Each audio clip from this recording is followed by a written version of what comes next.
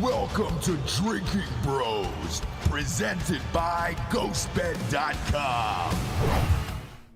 Yes, Anthony, welcome to Drinkin Bros Sports Companion Show.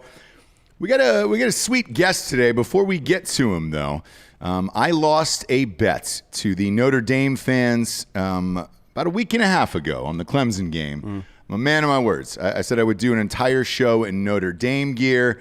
Congratulations. Play like a champion today. The sweatshirt came in the mail. This is actually, it's a nice sweatshirt. Isn't that phrase on something they tap before they go out? They tap the little sign up there. Rudy is their hero. And then they go out and lose football games, right? Exactly. They go out and lose football games. This was late because of COVID. I was supposed to wear it on last week's show, Barry, but it was late because of COVID. And then ironically, the reason why Notre Dame beat Clemson is because of COVID, and they were missing their superstar quarterback. But we'll get to some of your college picks today. Welcome to the show, Barry Tramel. How are you? I'm doing great, guys. I'm glad to hear you lost the bet off the Clemson game. Yeah. If you were taking BC, I was worried. I will say this: I took BC plus the points in that one. And I did okay on that. Notre Dame's a team that doesn't really cover all that much. They seem to play down to the level of their competition.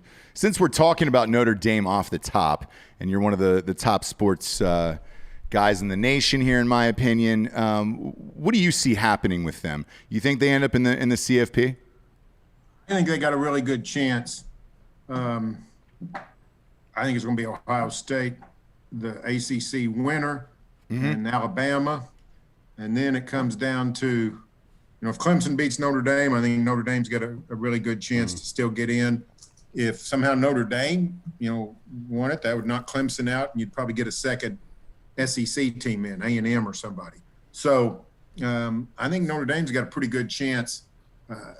I don't think the Pac-12 is going to climb up there. I don't see them playing enough games. No. So I think that's probably what we're looking at is I think Notre Dame's, beating Clemson even without Trevor Lawrence. I mean, they scored 33 points in regulation. So, Trevor Lawrence, I don't know, he would have scored more perhaps, but still, I thought it was a pretty good performance by Notre Dame, and that'll probably get them in the playoffs. Yeah, I agree with that. I think Clemson's real problem isn't with the quarterback situation. I think it's with their defense. Their defense has been bad. It kind of reminds me of the Seahawks this year, how traditionally we're just so used to seeing a great defense out of that team. And this year, against good competition, it kind of looks mediocre, to be honest. I mean, I don't know how they're going to win football games unless they really start airing it out. Even with Lawrence, they play a relatively careful game at Clemson, I think. They're not playing like, Big 12, just throwing rockets downfield all the time football. You know what I mean? So I think and we saw it last year too. Going into that game with LSU, there was a presumption that Clemson's defense was what we thought it was before, and that would have made it a much more competitive game. It turns out that wasn't true, right? Either that or, homeboy was just on a Cinderella story, but even we see how good he is, right?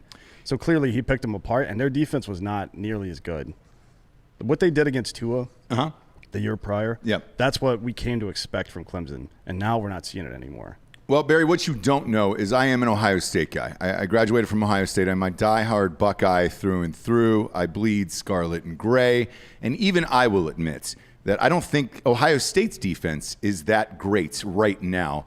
And I look at Clemson, and I agree to your point, Dan. I don't think their defense is that great. But then Bama struggled as well, man. They've had some games where, Ole Miss dropped, close to 50 on them at home. So I'm not sure what's going to happen. It's such a strange year. I feel like whoever has the ball last and the best offense will end up winning the entire thing. Well, we've sort of known what that life is like for several years in the Big 12. Yeah, you do. The rest of the nations just keep catching up to us. But, the truth of the matter is that's the name of the game in the NFL. I mean, we get a game like last night where neither team was very good on offense. But for the most part, an NFL team, if they get 8 possessions in a game, they're going to score 4 touchdowns and kick a field goal, score 31 points. And we walk away and say, well, that wasn't too bad. Well, that's awful defense by almost any historic measurement. Yep. And it's just hard to play defense anywhere. In high school, our high school scores here in Oklahoma, I assume everywhere in the nation, I mean, when I was covering high school 30, 40 years ago, high scoring game was 28-21. Right. Yeah. Now we get two really good teams. It might be 56-49, and we don't bat an eye. Yeah. So it's just hard to play defense anywhere. Do you think that's what do you think that is a symptom of exactly? Like, we know if you watch high school and college basketball, you know now that Steph Curry's that style play has become pervasive, and insofar as it is capable. You still have to have the ability to shoot the ball like that. Right. But if you start backing it up and spreading the floor like that, we're seeing that more in the college game. It's still a pretty slow-paced offense compared to the NFL, but you do see the effects even in high school. Like, kids are shooting from farther and farther away. Do you think there's some influence out of the NFL that's causing people to focus? Maybe it's the coaching staffs in college, or maybe it's a lack of defensive talent. Maybe more of those bigger guys are playing tight end or running back, or what is it? I mean, where are we missing here? Well, I think it's actually in football, it's gone from the bottom up in terms of the NFL's adapted a lot of this stuff from college. I mean, the Cardinals are one of the stories of the year in the NFL. Yep. They're running a college offense. I mean, Yeah. I've seen that offense for 15 years. So the other thing in the NFL are the rules. They refuse to enact any rules that help the defense. If there's if anybody discovers something that the defense can do, they pass a rule to prohibit it. So Right. everything in the NFL is geared to help the offense. So you think it's like the hand check rule kind of thing? Well, yeah. and targeting they as like well. it. I think they like it. Yeah, and targeting as well. I think it's getting harder and harder for defenders to play their position, much like the NBA, where you were discussing with the hand checking and everything else. You know, when you're calling these targeting penalties, not only are you getting ejected from that game, but you're missing the first half of the next game. Yeah. And, you know, we saw that with the opening of the Ohio State-Nebraska game. 2 players got ejected in the first half for Nebraska for targeting. I didn't think it was malicious. I certainly didn't think it was intentional. But they not only missed the rest of the Ohio State game, but the following game, which ended up getting canceled, which was Wisconsin. I think kids are getting more and more afraid to make the big tackle and make the big hit, knowing that they could get suspended for a game, and that's only going to help the offense going forward. Well, and, you know, we talking about that Viking-Bear game. One thing I liked about it last night was there weren't a ton of flags flying for illegal contact or defensive holding or interference. And about midway through the third quarter, I thought, hey, this game has not got my blood pressure up because it's not being determined by penalty flags. If you watch football on Sundays, you'll see, you know, every 10 minutes, a receiver just runs right into a defensive back and then makes a cut and draws a flag for illegal contact. Yeah. I mean, clearly the receiver's the one initiating the contact. Right. I guess you just got to run away from the receivers. Yeah, I mean, there used to be a rule in sports where you were entitled, whether you were on offense or defense, to occupy the space you're occupying, right? Mm-hmm. And if somebody, that's what the charge in basketball is. If you run into a guy that's stationary or at least has his feet set, then that's a foul on you, not him. It doesn't seem to be the case in football. I mean, you see there's more offensive pass interference called these days than probably previously, but, man, you're right. You couldn't. Deion Sanders, the bump and run stuff. You remember that first game he went back to Atlanta and matched up with Andre Rison. They got in their little slap fight and stuff. Great. That bump and run he ran on him for that whole game, that's some of the best cornerback defense I've ever seen, like in one game. I think that might be one of the best games for a cornerback I've ever seen. I don't know if you could do that these days. I don't think you even can. within 5 yards, like you would really have to be up on the guy. Yeah. Because he's gonna, especially a strong guy like Rison, he's gonna try to maintain the contact with you until he makes his second or third move out of that in that route, and that's danger. Yeah. You know what I mean?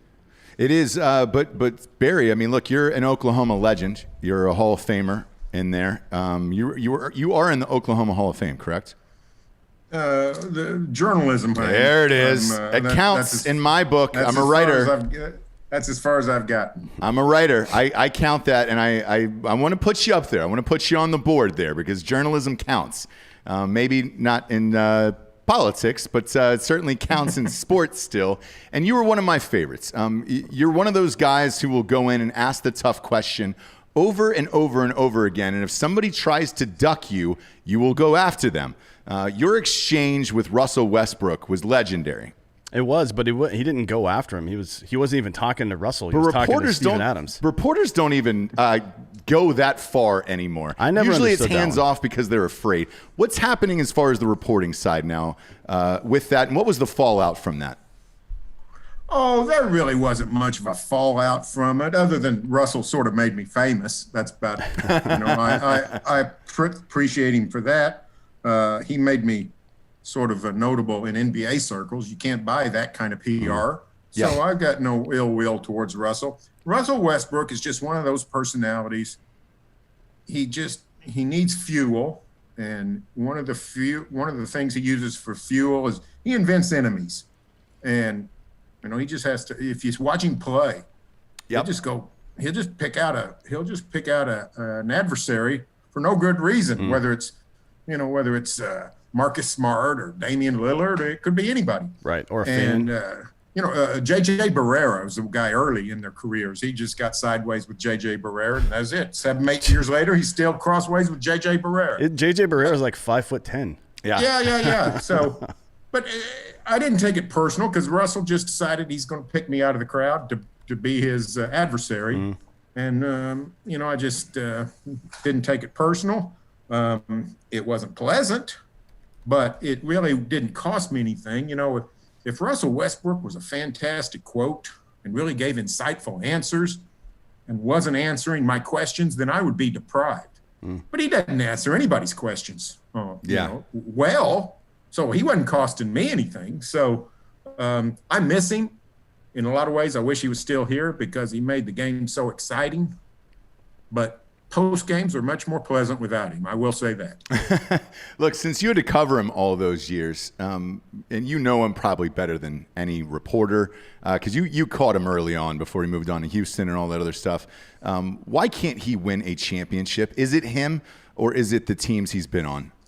Well, he could have. He just didn't.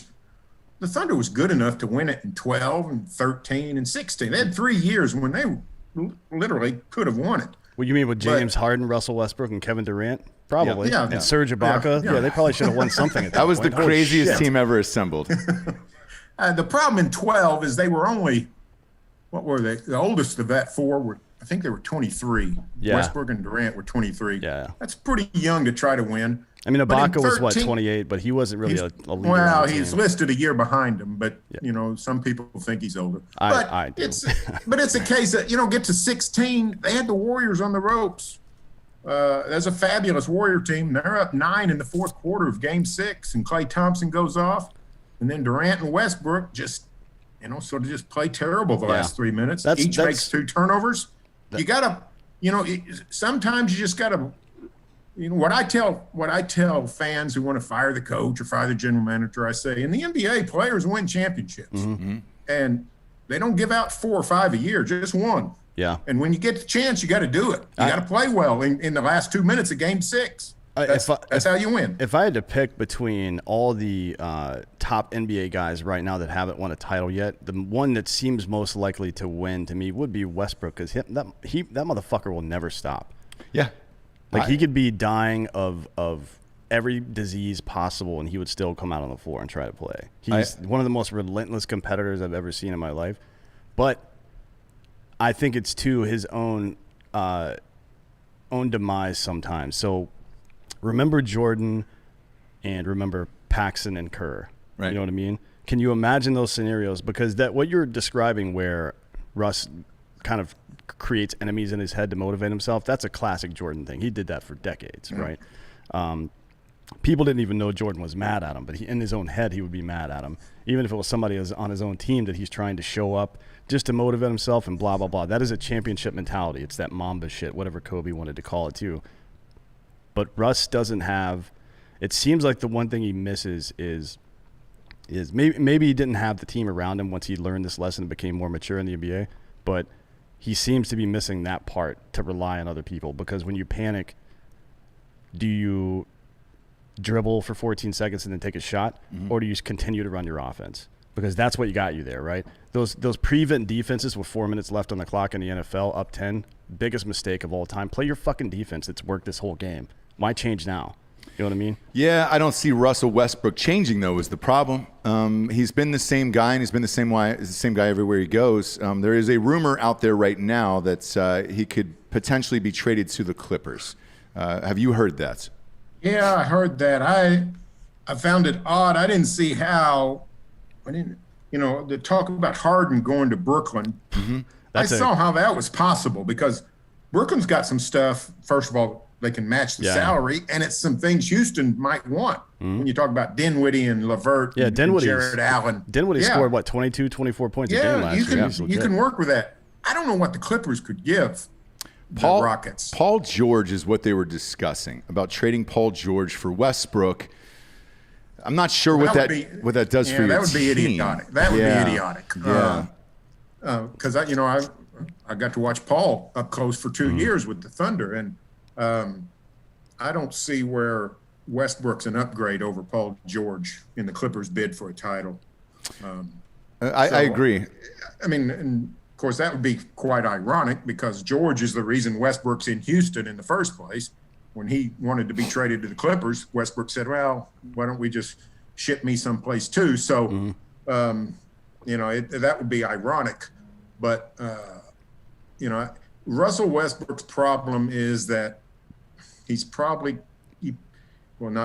he's not ever going to be the number one player on a championship team. No. He could be the number two, but he's now 32 years old. And the thing that's gotten him where he's at is his unbelievable athletic ability. And that's going to start to go. If you can shoot like Steph Curry, that'll stay with you a good long time. Yeah. But, Russell Westbrook, the Russell Westbrook that we know and are amazed at over the years, he's not going to be that in another 2 or 3 years or next year even. So that's the problem that Russell faces, is that there's a deadline on how long his greatness will go. Yeah, I agree. There was a report, by the way, that came out about an hour ago that said the reason why Harden and Westbrook want out of there and a lot of the team is that because the Houston Rockets owner donated a lot of money to the Trump campaign. The shocking thing about where I'm hearing this from today is it's on TMZ. I don't know, whether to believe that or not. I know TMZ has their own sports division, but do you hear anything like that, like inside these locker rooms, about who people are voting for and things like that? That would seem crazy to me, making that much money. But I've actually the only thing I've heard on that is I've read some things about political awareness rising among NBA players. I got a little bit of sad news for them. Fertitta, the owner down in Houston. Yep. He's not the first billionaire to donate to the Republicans. Let me promise you that. There's not going to be very many teams you can play for if you're going to blackball owners. So no, it's funny you say that. ESPN actually did a story about that just before the election, and let's see, about 75% of all political contributions coming from the owners of teams in the major 6 leagues in America. Well, actually, it's about 80% this year went to Republican candidates. Wow, taxes. Yeah. Taxes, yeah. Yeah. And now I know that the Trump era has sort of changed everybody's sensibilities and everybody's, got a new look at it. But I would think that Westbrook and Harden are more likely to want to get out of there more for basketball reasons. Daryl Morey's gone. Mike D'Antoni's gone. Their window seems to be closing pretty fast. So, that's what's driven NBA players for the last 10 years to become migrants and jump team to team. So I tend to think that's probably what the motivation is. Probably, yeah. I mean, do you think there's any chance – I always wonder, it's not about having people get caught up in like, oh, we just signed player X and they average 20 points and 10 rebounds a game. What does that mean for us? Well, it doesn't mean anything. What really matters is how these players play together. Right. The fact that you had Jordan and Pippen played well together. That's why they're the best 1-2 combo of all time. It's not because they were necessarily just because they were two of the best players. Because I guarantee you, if you go down the list of best combos from like the top 10 best combos, you're going to find some players that aren't necessarily even in the top 50, but that that great player was so great, and this player played so well with him. Right. Anyways, I wonder what kind of team do either one of these guys. Why did anybody think that was going to work in the first place? You put two ball dominant guards, one that shoots and one that drives on the same team. There's only so many possessions a game. What was the expectation there? I don't understand why they thought that was going to work. It seems insane to me. Yeah, and what's the expectation of Harden going to the Nets, playing with Kyrie and Durant? There's not enough shots to go around. Durant doesn't need the ball to score, right? He's one of the better. He might be the best superstar at moving without the ball, other than maybe Steph Curry. They're probably onesie twosie there. Actually, I guess if you want to call Clay one, because he scored Thompson, yeah. He scored 60 points with 7 dribbles in a game or some shit. But I wonder where any of these people fit in together at all. I don't think he fits in with the Nets. I don't know that Harden fits in anywhere that's going to be a quote-unquote super team. Maybe Philly, right? But I just don't know. Harden's problem is he's not just ball dominant. He's the most ball dominant player in the history of the game. I mean, Houston has literally constructed a new offense around him in which they all just stand around and wait for James Harden to decide what to do. Right. It reminds you of Allen Iverson, right? Yeah. They just got a bunch of rebounding guys. I think even more severe. And he's been doing it for so long. I don't know if he can go back to being a normal player. When he was a young player in Oklahoma City, he was not a superstar yet. He really wasn't even a star. He was just a really good player that you thought might become really good. And it turns out he was a superstar. But he's not that player anymore. And if you send him to Brooklyn, forget Kevin Durant. Durant, he's a peacemaker in that deal. Kyrie Irving and James Harden on the same team. I mean, there could be a fist fight on the court. Forget the locker room. I mean, they might just get into a fight on the court. Kyrie Irving left LeBron in the East. Yeah. Because he wanted to do his own thing. That's the dumbest shit of all I've time ever heard in my life. Are you out of your mind? Why? Dude, it's perfect right there. Yeah. Him, LeBron, and Kevin Love. You could have brought in just a series of role players like the Warriors have done behind those three guys, and at least been in competition for a championship every single year. Yeah. I don't get it. And with I don't think Harden can change at this point either. I do think if Westbrook played basketball, like if his game was Rajon Rondo's game, if he played that way, he would be. I think he might be one of the top 3 players in the NBA. If he played that way, but he doesn't, and you're not going to change that guy. I don't know if he will. I don't know if it's. You have to check your ego at some point and realize shit's not working. It's easy to blame everybody else around you, but it seems like anytime. I mean, that was kind of one of the basis for his complaint about the question you were asking Steven Adams. He thought you were trying to split him up. Like, no, you're trying to ask a thoughtful question and have Steven Adams explain, well, we need to do X, Y, and Z to make up for Russell not being on the court. That's the answer that you expected. That's the answer I expected. It's the answer every reasonable human being expected. But he wasn't able to give that, right? Mm-hmm. But it does mean he errs on the side of loyalty, at least in some regard, and he has some sense of self-awareness, I would hope. So you have to understand that what you're trying to do is not working, right? I think so, but look, I'm a sane, rational person, and clearly they are not. Another guy I want to talk about from Oklahoma who just got traded yesterday was Chris Paul. What do you think of the Chris Paul deal to the Phoenix Suns? Well, I mean, I'm sad to see Chris go. Everybody in Oklahoma is. He was a phenomenal player for the Thunder and a phenomenal representative for the NBA. He helped put the league back together, during the shutdown. So he gave us a year we didn't expect. We had no expectations that last season would be a good one for the Thunder. And he sort of led the Thunder to a fabulous year, the 5 seed in the West. Mm-hmm. Went down to the wire in Game 7 with the Rockets and could have won. But Chris Paul's 35 years old. He's still got 2 years left on a massive deal, choking contract. $80 million left, or 82, whatever it is.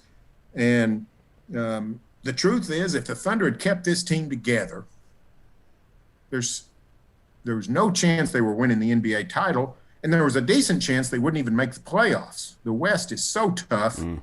There's 11 or 12 teams that are legitimately good. Thunder won a bunch of close games last season. If you don't win those close games, this coming season, you might not even make the playoffs. Chris wants to play for a better team. I don't know that Phoenix is going to be any good. They might make the playoffs. They might not. But he wanted to go west, and I think and the Thunder's clearly rebuilding. They get pretty good haul for him, another first-round draft pick. Yep. So, Phoenix is. We know it's coming. Phoenix is close to California without actually being California, which is nice. Yeah, look, Devin Booker's there. I wonder. Devin Booker finally gets a compliment. That's what I was going to ask. Well, forget about it. DeAndre Ayton this year was a good compliment for him. He might be. What is he? 22 right now, but he might turn into the only legit center in the NBA here pretty soon. But a point guard. He always needed a point guard, so Devin Booker can shoot. He's very Klay Thompson-esque coming off the curl. I mean, he can shoot. He can shoot off the pass very well. I wonder if for Phoenix this isn't a move to have Chris Paul help develop Devin Booker more than it is a move to try to win games right now. I'm curious about that because. Yeah. That otherwise, this move doesn't make a lot of sense. I mean, if they're trying to build for the future, they gave up some pieces for Paul. Well, he hasn't played with a veteran like Chris Paul ever. He's never played with anybody. No. Except for in all-star games, basically. So I'm with you on that. I don't know what it does for the Suns exactly. Yes, they're a fringe playoff team, I think, with this move. Me personally, I would have liked to see Chris Paul end up with, maybe the Clippers again or somebody like that to end his career, but that money on his contract is so massive. It's like, what do you do? You're kind of hamstrung by that. I want to switch gears here and go to Oklahoma football.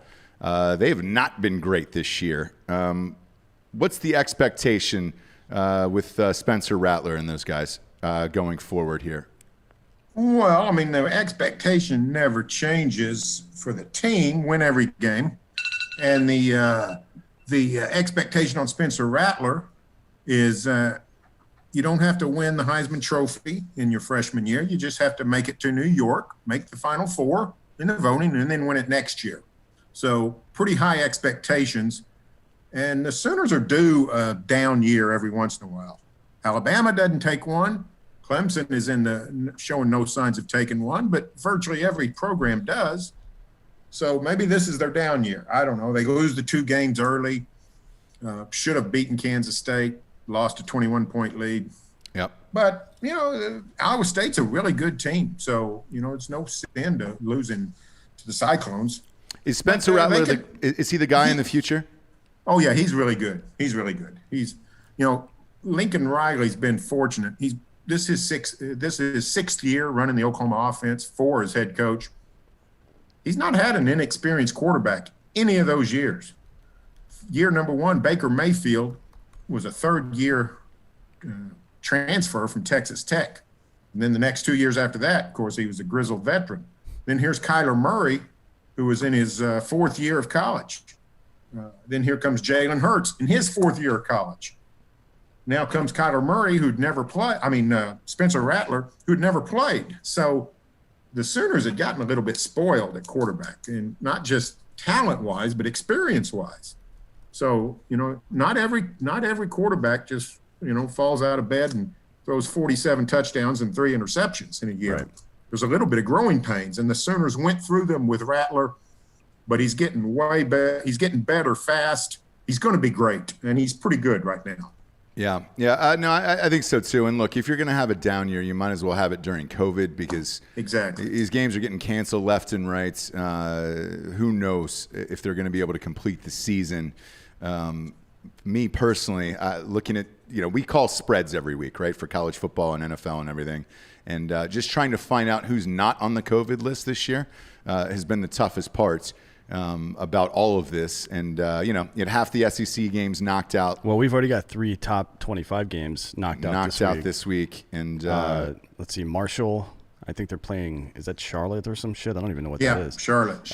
A&M's playing Ole Miss, and Georgia Tech's playing Miami. Well, no, none of that's happening actually. But this is less so far than last week. We'll see. And it's only Tuesday. Yeah, we'll see. I mean, last week on Friday morning, we had a game scheduled for 2 days later between 2 teams that weren't even playing this year, UCLA and Cal. Yeah. So, we got 10, some of these college football contracts, they sign up to play each other 10 years from now. Here's UCLA and Cal deciding on Friday morning to meet 46 hours later at the Rose Bowl. I know. How has that been as a journalist covering all of this? Like, are you constantly up trying to cover these stories because it's happening so fast?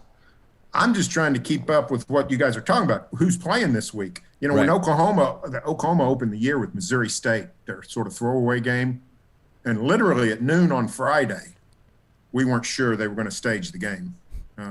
OU was right on the cusp of having the 53 scholarship players as the cutoff, and the Sooners weren't sure they were going to be able to play. Really? And about 1 o'clock Friday, they said, well, the truth is they could have won out there with all walk-ons and beat Missouri State. but they wanted, they really didn't know if they'd have enough guys to play the game. So it's been we've had one game. Oklahoma State Baylor was postponed. The Big 12's actually been pretty good. That's the only postponement in the Big 12 conference schedule.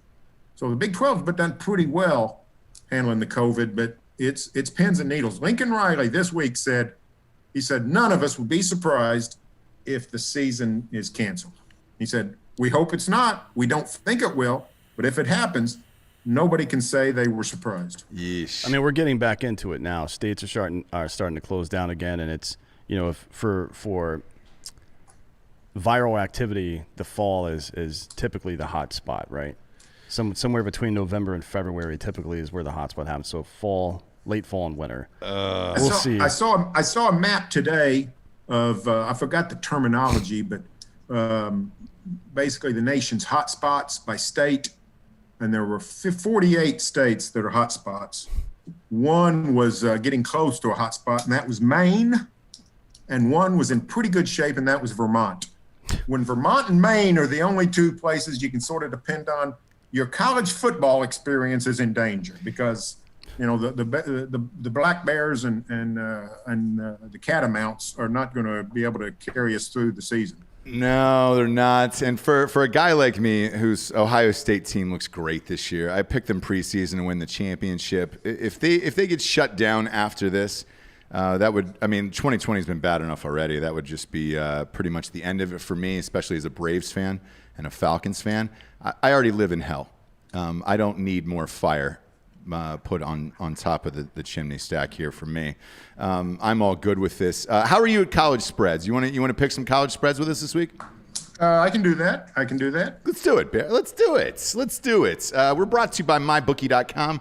Promo code Drinkin Bros doubles your deposit. You can bet with us or against us on there. All the spreads we read on there today will be from MyBookie.com. Promo code Drinkin Bros doubles your deposit. And KillcliffCBD.com is our title sponsor every week. 25 milligrams of CBD in every single can. D'Anthony, you're drinking some Kill Cliff right now. You can go to KillcliffCBD.com. Promo code Drinkin Bros will get you 20% off a case and free shipping. Are you a big CBD guy? Barry, you ever tried it? No, can't say that I have, but we are becoming the marijuana capital of the world. You are. In Oklahoma. That's why I asked. Yeah. Yeah, we're in pretty good shape on that. If you need some product, we've got them in Oklahoma. Just there won't be 3 on every street corner, but you'll find 2 dispensaries on the many street corner. Perfect. How much you smoke today? Are you a wake and bake guy or? Yeah, I've never imbibed. I don't even know what it's like. Man, give it a shot. Come on down to Texas. We'll blaze up with you. Wait, why does he's in Oklahoma where it's legal? Yeah, I want to smoke with him. I want to see what happens to Barry, dude. I want to see what happens live on air. We'll all smoke a joint together and figure it out. And then we'll prank call Russell Westbrook. Yes, dude. We'll call Russell and we'll get him on the phone. We'll get really high and just start calling Russell Westbrook. First and foremost is the Thursday night game, Tulane versus Tulsa. This is Tulsa minus 6.5. Tulsa is 4-1. Who you got in this, Barry?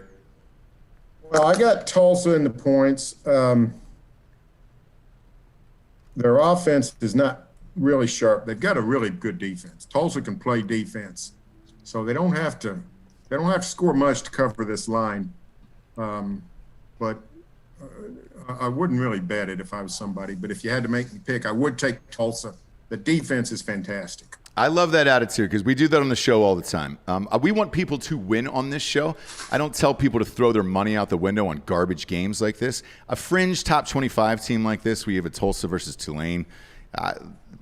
Who knows what can happen? That's still I mean, if you look at the over/under, that's still like a 30-24 game. Correct. The over/under in this is 53.5. Don't put your American dollars now, on if you this. want to bet the under on Tulsa Tulane because Tulsa held SMU to 24 points, and the Mustangs score on everybody. Yeah, so, that's a hot take. Dan, you putting any money on this game? Yeah, I'm taking the under in this. Okay. I've won 3 unders in a row. It's actually the only thing I've been winning consistently in college football this year is betting overs and unders. Betting games, I've been hit or miss, but over/under, it's been pretty. I feel like it's pretty easy to call. For the reason he's saying right there, you can tell now that everything's interconference, the sample size is much smaller, so there's a lot less data to process. If Tulsa at 25 was playing Oklahoma right now, right, I would have no idea how to call that game because I haven't seen these two teams play anybody that I would consider great just yet. I mean, they lost to Oklahoma State. Tulsa only gave up 16 points to Oklahoma State. Yeah. Granted, it was game 1 of the season, but still, I agree with him. I think the under is a good call here. Interesting note on this game. Tulane is 5-4. They've played 9 games, the most in college football this year so far. So their season is coming to an end. But that's a decent schedule. They were able to squeeze it in. Next up, we got UCLA against Oregon. This is Oregon minus 13.5. Yikes. We call it the Trap 12 here on this show because they are no good for gambling, the Pac-12. Who you got in this one, Barry? I take Oregon. I'm not impressed with Oregon. Me neither. I got to see all of their game Saturday night against Washington State, and they struggled to put away the Cougars. But I got to watch UCLA on Sunday morning, and a good chunk of their Colorado game. I don't like UCLA at all. I don't, the UCLA has been involved in some crazy stuff. They're part of that 46-hour scheduled game with Cal. Yep. So they're sort of living on the edge, and Oregon does have something to play for. I think they're probably inspired. I think the Ducks will cover. Yeah, I agree with this. For whatever reason, Oregon has been an impossible team for me to pick. They are my Seattle Seahawks on this show, and I promised myself last year. You don't know this about me, but I bet on Oregon and I lost. The bet was that I had to dye my hair blonde like Steve Prefontaine and grow a mustache. So I carried out that look for a good 6 to 7 months of my life. My wife hated me every hour of the day for that. And the blonde didn't come out, to be totally full disclosure here, until about 3 months ago. So for that reason, man, I got PTSD with Oregon. I'm going to let you take this one, Dan, because I can't. But to everybody in Coos Bay, shout out to any pre-fans. The only issue I have with Oregon, I know UCLA is not traditionally, at least lately, as good a team as Washington State or Stanford. Maybe that's true, maybe it's not. Who knows in 2020? Who knows in the Pac-12 at all? But Oregon's not been scoring enough points, I don't think, to win by 13.5 at a 66.5 over/under. I think the under is good on this one too, because UCLA is not going to score any points probably. They're not great. Yeah, I'm with you. If I'm betting anything in this game, it's the under. Yeah. So yeah, but we'll see. I mean, it's not like Oregon's got some ball busting defense or anything. UCLA might throw fucking 40 on them. I don't think this is a good game to bet. I don't either. But I don't like. Again, I wouldn't say I have PTSD. I haven't lost a bunch of huge bets in the Pac-12, but they're like betting the Seahawks. I have on Oregon. They're so inconsistent when it comes to the spread, typically. Yeah. Next up, we got the powerhouse football team from Indiana. I can't believe the Indiana Hoosiers are ranked in the top 10, but here we are in 2020. They are 4-0. They were playing the Ohio State University at the noon game on Fox, which noon games should be against the law. Don't believe in those. Not enough time for us to drink beforehand, and living in Texas, that game is on at 11 a.m., which is brutal. So is this spread. This is Ohio State minus 20.5. That is a big boy number for a top 10 matchup here. What do you think, Barry? Oh, I don't think Indiana's really a top 10 team. If you've been in a time capsule and you just look at a schedule and say, oh, Indiana beat Penn State, Indiana beat Michigan, Indiana beat Michigan State, you're all excited, but those three teams collectively have won 2 games. So, and one of them was against each other. Michigan State beat Michigan. So I think Indiana's a pretty good team. Tom Allen's doing a great job. They can score pretty good, but all they've really done is got Ohio State's attention. It all works against Indiana. A team that Ohio State would normally overlook, all of a sudden, no reason to overlook them now. Ohio State didn't even get to play last week. They got to be chomping at the bit to play this game. I think the Buckeyes will win easily and cover. Yeah, and that the fact that game was canceled and not postponed means that with regard to staying in the ranked position they need to blow this game the fuck out. Agreed. Like they have to. Agreed. And for that reason, I'm taking Ohio State here. And this minus 20.5 is something I bet immediately after the show, so this doesn't go to 21, just in case it is a 3-score game. But I'm with you. That game was also canceled early against Maryland. Therefore, they had plenty of time, virtually a bye week, to prepare for Indiana. I think they smoke Indiana this week at home. This is the noon game. Yeah. So far, the Ohio State has been the highest rated team to watch on television this year. So Fox is going for these ratings. Ohio State's got to put up the big numbers, and I think they run up the score and cover this easily. Next up, another big boy spread here. Trevor Lawrence is back from COVID. Clemson is number 4 against Florida State. The line keeps moving on this one from 34.5 to 35 in the last hour. So clearly everybody is betting Clemson. It is hard to believe that we live in a world where Florida State is minus 35, but they are not a good football team. That is a lot of points, Barry. What do you think? Well, I actually picked this game earlier today, and I picked it at 34.5, and I picked Clemson to cover, but I picked them to win by 35.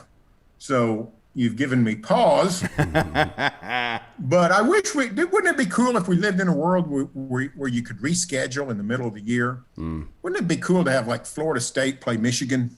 That'd be great. Wouldn't that be an interesting game? An interesting game. Like See who's fallen the farthest. If you played like the first 5 weeks and then this kind of did some kind of tournament for the rest of the year, that matched up teams based on tournament of losers. Yeah, like Michigan, Penn State. To play another 20, if you to play a top 25 team, you have to be ranked in like the top 50. Right. And then it kind of works like an elongated, because the way we do college football right now is ridiculous. If you lose a game early in the year, you're probably good. If you lose a game late in the year, you're not good. But right. Statistically speaking, those two things are of no consequence to one another. That's a non sequitur, right? Yeah. We just decided to make the system work that way. It doesn't make any sense. I would love to see something like that. Especially, I was really hoping that, and I hope college basketball does something about it, because nobody else really did. I mean, some of the teams messed around with their playoff scenarios a little bit more. Baseball did a little bit, basketball did a little bit, but I really want to see some creative thinking here.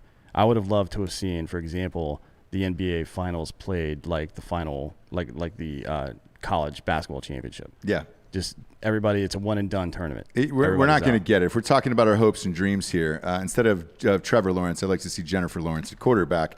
We're not getting that, Dan.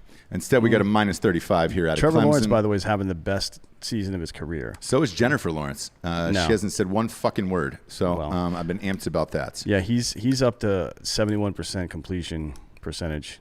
Granted, he's only playing ACC teams, but that's nothing new. Yeah. I mean, Clemson does that every year. I'm going to do what you did, Barry. I'm going to take a half a point on this and take it down to 34.5 just because you're on the show today. And that way, if I lose, I can blame it on you. And we can tell our listeners that you did this to me and not I did this to me. I will not let you have a Goodwill Hunting moment here where we hug each other and you said this is not your fault. This will be your fault. I will bet this game at 34.5 and take a half a point. What about you, D'Anthony? No. No, I'm not. I don't care. I'm not giving anybody that 35 points. No, I mean, look, I Lawrence will probably come out, and I'll probably bet the first half over under. Oof, it's going to be 18. That's still going to be tough, man. No, not the line. I'll bet the first half. Oh, the over under. Yeah, because gotcha. my guess is Clemson's going to be up by 24-35 in the first half. Yeah, this will be a 35-point line at half, I would say. Then they'll close out the game the way they do, which Yeah. is with Lawrence on the bench, the same way Steph Curry sat the bench in 16-17 in all the fourth quarters.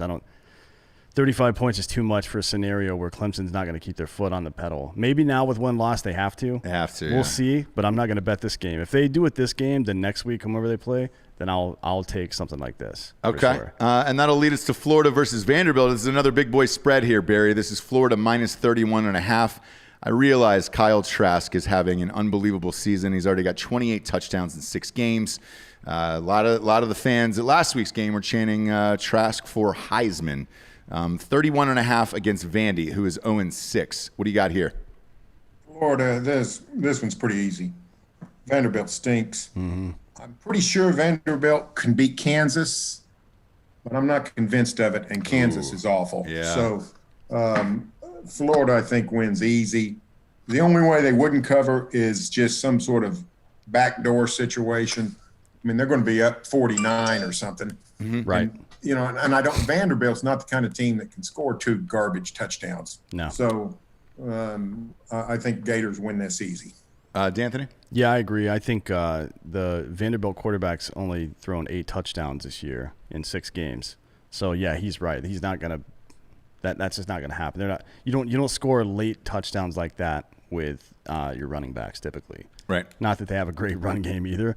Vanderbilt's terrible, but yeah, I mean they're probably the worst team in the SEC right now. So yeah, I think this is a good moment for Florida to come out and demonstrate that they're legit. And it seems weird to say that against a team as shitty as Vanderbilt, but going into that Georgia game, everybody was like, "Man, this is going to be a good matchup." I bet Georgia. I took Georgia in that game. I did not. Obviously, Georgia's defense is super good. Blah blah blah. They threw 44 points on them on what a lot of people thought was the best defense, other than maybe Ohio State in any of the 5 major conferences. Right. They lit them up. Yeah. And then they came back the next week and dropped 63 again. I think they're going to drop 60 in this game, and I can't see Vanderbilt scoring more than 20. Right? Yeah, and the last part about this I'll say is if you're Kyle Trask, Justin Fields was out last week. Trevor Lawrence was out with COVID. If you're going to make a push for Heisman, now's the time to put up the big boy numbers. No, he's the front runner. That's what I'm saying. But you got Nobody's even close to keep him your right foot now. on the gas, put up the big boy numbers. 28 TDs, 3 picks. I'll take this with you. Yeah, I'll take this with you and take Florida. Next up, this is Fake Dan off camera here. This is his favorite team. Coastal Carolina against Appalachian State. This is Coastal Carolina minus 5.5. I can't believe that Coastal Carolina is number 15 in the country. They are 7-0. Can you tell me where Coastal Carolina is, Barry, off the top of your head? Conway, South Carolina. That's right. Wow, how do you know that? How do you know that? I actually know a whole lot about college football, way more than I should. I don't know anything about anything else, but I know stuff about that. He's correct, by the way. It is Conway, South Carolina. Since you know where it's at. I sort of like them. Appalachian State's been a good program for several years, a lot of years. They're not that good this year. They've fallen a little bit. You know, they've lost their coach. Eli Dequins went to Missouri, and they've come down a little bit. This is about the last chance for Coastal to lose, but they've been really good. They beat Louisiana Lafayette, and the Cajuns are really a solid team. So I like Coastal to cover. I think it'll be a tough game, but I think Coastal will beat them. Do you think this is going to be beat them by the spread? Do you think this is going to be the weirdest bowl season of all time? Because Yes. for pretty much, I guess for pretty much every team, it'll be the first time they've seen anybody out of conference all season, right? Let me ask you: do you really? I mean, we've had 4 or 5 bowls canceled. Do you really believe all these other bowls are going to be staged? Not I just one. have a hard time. Not I have one a hard print. time believing Same. that the Independence Bowl is going to actually say let's play or. Well, I guess it depends on how The much. Meineke, if the Meineke Car Care Bowl, though, gets canceled, that's when I burn things It depends on where the revenue is coming from. Is it coming from the TV contracts, or is it coming from the it's in-person stuff? TV. It's TV, yeah. It's TV. I just don't see how. I'll pick a team in our league here in the Big 12. Let's say TCU is going to go 5-5 probably. Right. Does TCU really want to try to go play a bowl game somewhere? you like coaches like bowl games because it gives them 15 extra practices. Right. Yep. But I don't even know if they're going to be able to practice during this. The president of the school might say, "Listen, you guys don't need to go be playing another game and doing all this stuff. Let's get rid of all these protocols. It's been killing us financially anyway." I just have a hard time seeing much more than just the major bowls being played. I agree, and I think, look, if you're probably your best shot is before Biden gets in, because look, the championship would come in under the wire. He wants to shut the country down for 4 to 6 weeks. You probably put these kids in a bubble. You cancel the rest of these bowl games and just go with the CFP. You could do maybe it for the 2 top weeks. 6. You could do it for 2 weeks. It's like right during the spring break. Not spring break, I'm sorry, the winter break. Yeah. So you could probably do a bubble for 2 weeks, I would guess. But look, there's only 40 bowl games, licensed bowl games. Right. Well, 40's a lot. I think there will probably be 15 games, 15 or 20 maybe. Yeah. I can't see the extra 20 to 25 being worth it because it's going to cost. No. I mean, at the No. end of the day, these nerds are going to look at the data, like, hey, we're going to make, $7 million from the TV revenue for our university for this, but it's going to cost us X, Y, and Z money. Our insurance premiums are going up because we're taking this extra risk. We have to house, clothe, feed all these dicks for 2 straight weeks in a bubble environment and blah, blah, blah. I don't see it. I don't either. I mean, it's so much logistically to make that happen. People that haven't worked in media before, especially like traveling on the road and stuff, have no idea how much all these little incremental costs add up over time. Oh, yeah. And you're like, oh, it only costs us like $500 to fly there. Like, okay, cool, buddy. You're not working in the accounting department for 90 anymore. people. Yeah. It's a nightmare. Yeah. And this Coastal game, I'm going to ride with you on this. Appalachian State is 6-1. You might have an Amazon package at the door there, but I think so. I'll ride with Probably Coastal Coastal. Carolina on this one. They've been the great against the spread this year, and I'm going to go with Coastal Yeah, I'm good with that too. I on actually this one. I actually don't think they're a bad team. It's sad that this is the year where we focus so much more, because I've been talking about Sun Belt and American for a couple years now. Right. About how Cincinnati and Houston, some of these teams from American, and then obviously Coastal and App State from time to time, how do we know how good they are? You got to throw them in there. My sleeper for the top 4, I'm still riding with Cincinnati on this one this year, but we'll see what happens. Next up, Central Arkansas against Louisiana. Don't believe in this game. Not a real team. Not a spread on this They don't. either. Yeah, why do they not have a spread? Well, Central Arkansas is a prison team, and they only play during the weeks on Tuesdays. They don't put spreads on prisoners. Is Burt Reynolds their quarterback? He might be, R.I.P. They might exhume him for this one, or It could possibly be throw up Adam a Sandler. Yeah, a they could. hologram. They're going to reboot that and have Sandler come out there and play. Next up, we got Northern Alabama against BYU. Again, this is a 2A team. Yeah, 2A team. No spread on this. If there was, it would be in the high 70s. Let's talk about BYU. I want to hear his thoughts on BYU, though. BYU could sneak in there as well. Is this a legit football team? I mean, they beat Houston pretty good. They kept Houston. Legit. They kept Houston to 26 points, and Houston, if they can do anything, it's score. Yeah. Like they BYU is a legit team. However, I mean, they whipped Boise State. They whipped Boise State. I've got to see them play 2 or 3 times. Of course, Navy, that was one of the most one-sided games I've ever seen. That looked like I was very surprised by that. Same. That was that the first looked game like of the year. varsity against the 5th grade, not the JV. the Navy 5th typically grade. plays pretty good defense. Yeah, so BYU's good, and this quarterback's really good, and they're a legit team. But their schedule started out fairly weak, and it's only gotten weaker. Yeah. Boise State was down to its 13 quarterback. Navy was a fraud. Houston is so-so. I think the Cougars are 3-3, I think, in the American. So BYU's schedule is not what we thought it was.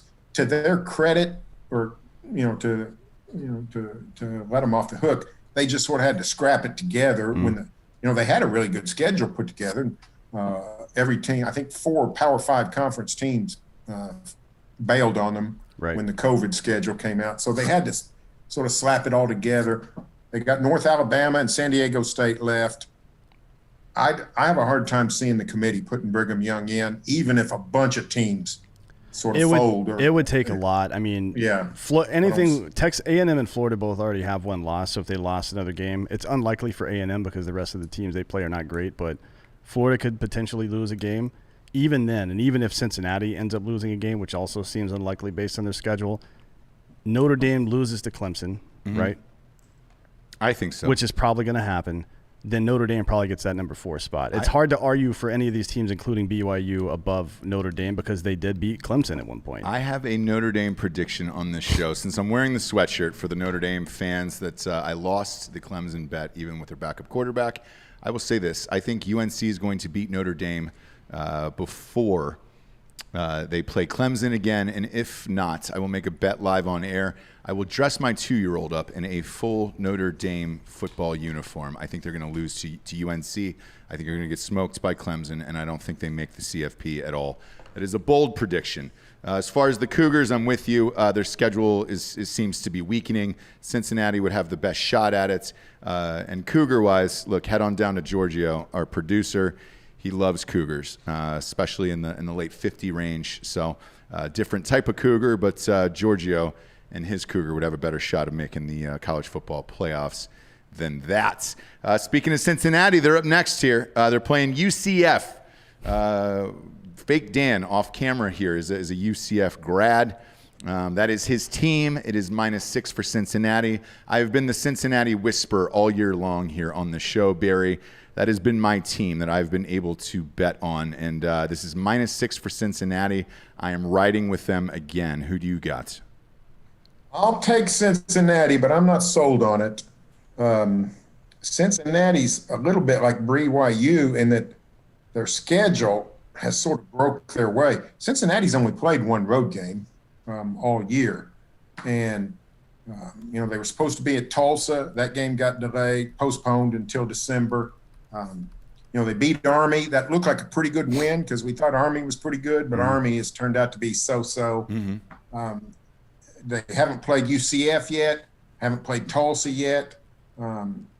So I think they're a little bit untested. I think they'll beat UCF. I think they'll beat Central Florida, but I'm not sold on it. Well, I'll take the Bearcats, but I wouldn't bet it. This is a good spread, 6, because based on the way Cincinnati's played, even the impressive wins they've had a really hard time closing teams out, right? That's why this spread opened up at 6 and not 6.5 or 7, because they're trying to bait you into betting on this thing. I'm surprised it didn't come out if it was at Cincinnati, it probably would have been 6.5, but I'm surprised it's not at 3.5, to be honest, because that would really bait me into betting it. Cincinnati's had a very difficult time closing games out. They've got 2 really close losses this year. I'm sorry, 2 really close wins, and it's been a problem for them in some of those games. I'm looking at their schedule here. You might be thinking of a different team because UCF has 2 close losses. Correct. Both of their losses are super close. They play it down to the wire. Cincinnati has had trouble. If you've watched their 3rd and 4th quarter, now granted they've taken some of their plays out because they've been way ahead, but they've looked really bad at the tail end of their games. Their stats in the second half of their games are not nearly as good as the first half. But again, like he was saying, they haven't really played anybody that we would consider good. That Tulsa game would have been a good indicator of how good they are because Tulsa, they beat UCF, right? Mm-hmm. But it was a super close game, I believe. It was 8 points, something like that. Yeah, we blew a 22-point lead. Yeah. So we'll see. I don't know. Cincinnati's clearly a better team, right? We all agree on that. Yes. I just don't know. I don't know where this goes. I do. It goes to a monster bet against me and Fake Dan. Fake Dan, after this segment is over, we'll get your take on this. I'm going to throw an Ariana Grande on this game just because of you. I'm going to throw $1,000 on this game because he's a UFC fan. You can't see him off camera, but he's a UCF fan, and he needs to learn a lesson this weekend, and he will. At the hands of Rostradamus. You can go to that game if you want. It's at the Bounce House. It is. And you get tickets on drinkinbrostickets.com. They get tickets for everything. I just got Bill Burr tickets on there yesterday. We have our own ticketing site, Barry, which is fun. It's a fun new thing this year. Wish it wasn't COVID, but, we're setting it up for the future, Barry. Yeah. Next up, Wisconsin, number 10 against Northwestern. This is Wisconsin -7.5. Wisconsin has looked great this year. They have all their players back now, right? Yeah. After, what was it, 17 days or 21 day? What is the Big Ten rule? 21 days. Is it 21? It was 21 days, but they didn't really abide by that. Yeah, they shrunk it. Who do you got in this one, Barry? I got Wisconsin. I think it'll be low scoring, which is dangerous to take a team in a low-scoring game and the points. But I think Wisconsin is pretty good. Northwestern's a really good defensive team and can play it close to the vest. So I think Wisconsin will cover, but I don't think it'll be by much. I think it'll be a close game. I mean, that's maybe 23-10, something like that. That's if you look at the over/under, that's it's 44.5. 27 to 18 game. Yeah, look, I think this will be close. The weather's going to be nice, at least in Evanston. So it'll be about 60. They'll be fine. I'm probably going to buy a point on this and take it down to 6.5, but I definitely have Wisconsin. I've got Wisconsin without buying anything. Okay. No, Northwestern is severely overrated right now, and it's a function of all the conferences not being integrated right now. I don't think Northwestern in any way is as good as their record reflects. I mean, they've beaten Maryland, Iowa, Nebraska, and Purdue. Get fucked. Yeah. Dude, this is not the number 19 team in the country. I'm easily taking Wisconsin right here. I'm with you on this. Next up is Texas versus Kansas. Kansas is, they're defeated, Barry. They have not won one single game.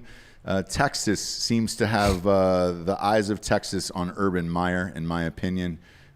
Nothing would be a final nail in the coffin of Tom Herman than if Urban Meyer coached them, because he hates Tom Herman. This is Texas minus 29.5 each. You're the Big 12 guy. What do you do with this here? This is the worst Kansas team I've seen. Wow. You realize what you're saying, right? It might be the worst. It might be the worst Big 12/Big 8 team I've ever seen, and that goes back to some of those Kansas State teams from the 80s and 70s. Didn't they get beat by 85 points in one of those games? Yeah. You cannot put a number high enough to make me think Texas won't cover. So I don't remember what you said the spread was. 29.5? 29.5, yeah. I literally would take Texas if you just said 45. So Wow. The Longhorns, I think, will just whack them. They're not just Les Miles is trying to rebuild Kansas the right way. For 5 years, Charlie Weiss and then David Beatty relied on JUCOs and transfers and tried to piece it together quick. Les came in and said, we're not doing that. We're going to rebuild the right way. What he means by that is the slow way. Yep. And what that means is when you go to play Oklahoma or Oklahoma State or Texas, you don't get beat 41-10. You get beat 62-9. And that's what happened when they played Oklahoma the other day. I was there. Texas will just name its score. Okay. Speaking of Charlie Weiss, whatever happened to George O'Leary? You remember that guy? Yeah. Oh, yeah. Georgia was Central Florida. Yeah, he went to Central Florida for a while. He bookended his career with a winless season. He did. Did he really? Yeah, he did. 0-12. So his first and last year were both 0-12? Both 0-12. Well, that's a faker for you. He is in the witness protection program. So if you see him, please give us a call here at Drinkin Bros. He's the 2-time ACC Coach of the Year. Yeah. Texas, look, I've seen Texas in person twice this year, actually at the games. They're hit and miss. There's a lot of points for me. I'm going to pass on this game, me personally. I have not been impressed the two games I was at. I was at TCU and we were at the opener. Was it UTSA or UTEP was the it was El Paso, yeah, El Paso. They covered that one, and we bet it for funsies. It was 45, but I have a hard time believing that Kansas is just as terrible as Kansas UTEP. They're one of the worst Big 5 conference teams that exist right now. Yikes. So I'm going to take this. All right, feel free. I'm not. Next up, we got Kentucky against Alabama. This is a minus 31 for Alabama. That is a big boy spread. I actually think that's kind of low. I expected a 35 to 38.5. Really? Yeah. Kentucky's not good, obviously. Alabama's going to beat the Christ out of these guys. I mean, I don't get some of these. I mean, usually I try to pay attention when Vegas puts out odds because they're not in the business of losing money. Obviously, they try to at least know what they're doing. But, man, Kentucky is real bad. What about you, Barry? What do you think? 31 points for Bama. Kentucky has disappointed me. I thought they were going to be pretty good. My sports editor is a Kentucky grad. He was all fired up before the season. He's not so fired up now.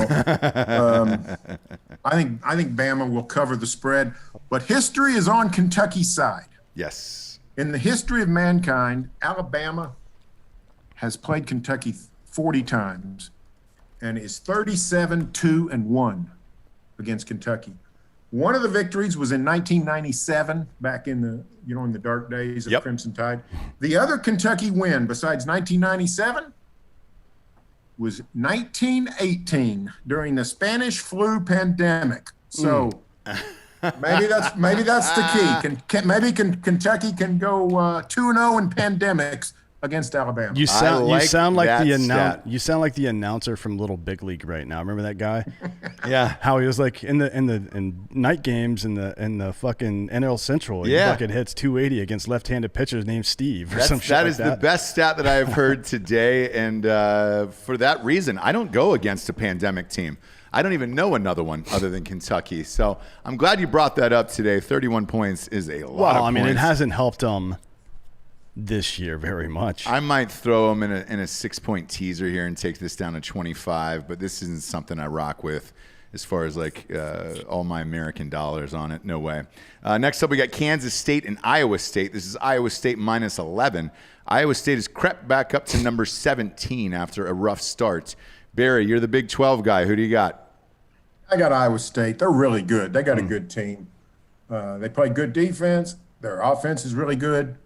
They're way better than Kansas State. Kansas State has been struggling since it lost its quarterback, Skylar Thompson. They're scrappy and they fight, but they just don't have a whole lot. So I think Iowa State will cover. Okay. Man, these Big 12 games have gotten me all year long. Have I learned my lesson is the question. No. And the answer is no. Therefore, a game like this, I'm going to take the over since it's at 46.5, relatively low. There might be some storms here in Ames, Iowa, so we'll find out what happens. But, man, I look, full disclosure, I bet a lot on Iowa State at the beginning of the year, and they crush me. They crush my soul on the inside. So I'm having a hard time with this one. What about you, D'Anthony? Well, there's no you have to be very wary, particularly in gambling, of recency bias, hot hand theory. That stuff doesn't play statistically. So I'm good with Iowa State here. Their quarterback's not going to go out and throw fucking 5 touchdowns this game for sure. Mm-hmm. He's only thrown 10 all season. Yeah, but they play pretty solid overall team football, even though Iowa as a state doesn't exist. Right. I feel like against Kansas State, they're probably going to do all right. This is a big game for them, to be honest. Yeah. To as a launch pad for next season. Their quarterback, Brock something. What's his name? Brock Purdy. Purdy, yeah. He's a junior. Got a real Purdy mouth. He's a junior. He's a small guy, so he's probably not going to end up. He's like 6'1", 6'2", or something like that.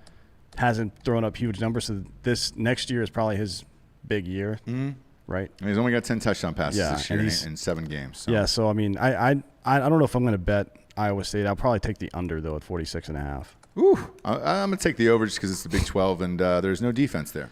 So. There is no defense, but I don't know how many points you're expecting out of Kansas State. They do actually score pretty well, but this team, this is going to be one of those like inter-conference grinded out like Texas versus Baylor games, some bullshit like that, where it's just like a weird game. I think it's going to be. I think the weather's going to suck, and it's going to be a weird ground and pound game, and they're not going to score a lot of points. The spreads this year in college have been brutal, by the way, Barry. I mean, just absolutely brutal. Same with this next one, Tennessee at Auburn. Auburn is technically in the top 25 at 23. This is Auburn minus 10.5. Tennessee has shown flashes of okayness. Auburn is the same, where it's just they're okay. Bo Nix only has 9 touchdowns. He's regressed this year, and I thought he was going to be a legit superstar. There's only one Bo from Auburn I give a shit about. Yeah. And his last name is not Nix. No, all right? No, it's Jackson. Miss Jackson if you're nasty, Barry. Who do you got in this, Auburn against Tennessee? I'm going to take Auburn.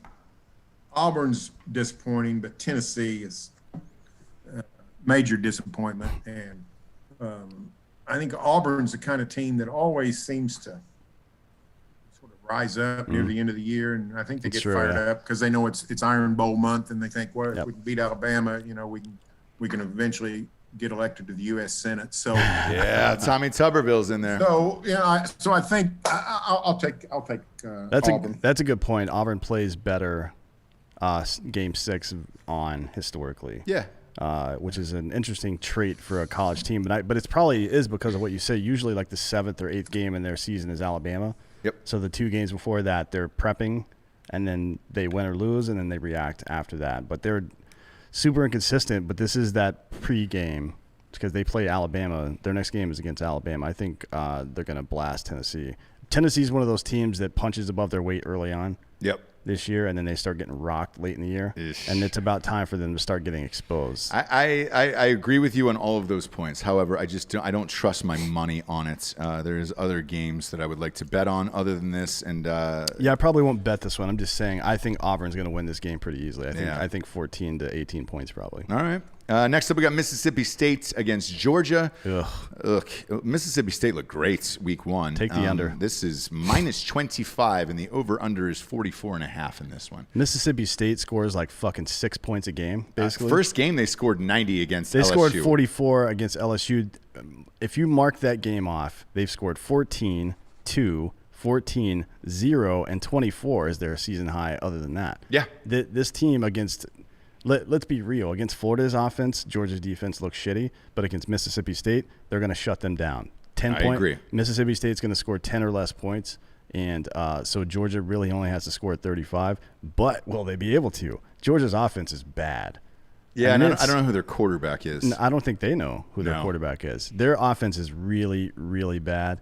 Man, I don't know. I think I might take the under in this one too because it's neither one of these teams can score. Yeesh. I have a tough time with unders in college. What about you, Barry? What do you got? Georgia scored 14 points against Kentucky.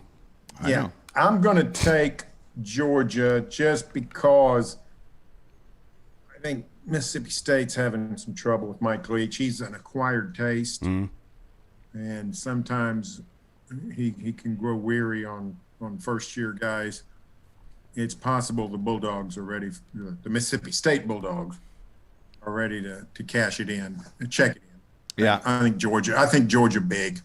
Yeah, Is Leach punting down there? No, look, he's not punting, but I think he's punting on these recruits. He wants his own guys in there. He wants to find some guys that run up the score. He came in late to this program, so none of these guys are his whatsoever. No, I think he's 2023, 24 is his success window somewhere in there. Yeah, I think he wants to pitch these guys, install his offense, and run with who's got there because quarterback from Mississippi State's only gets 6 TDs this year. Next up, hey, this is why we got you on the show, Barry. This is it. This is Oklahoma against Oklahoma State.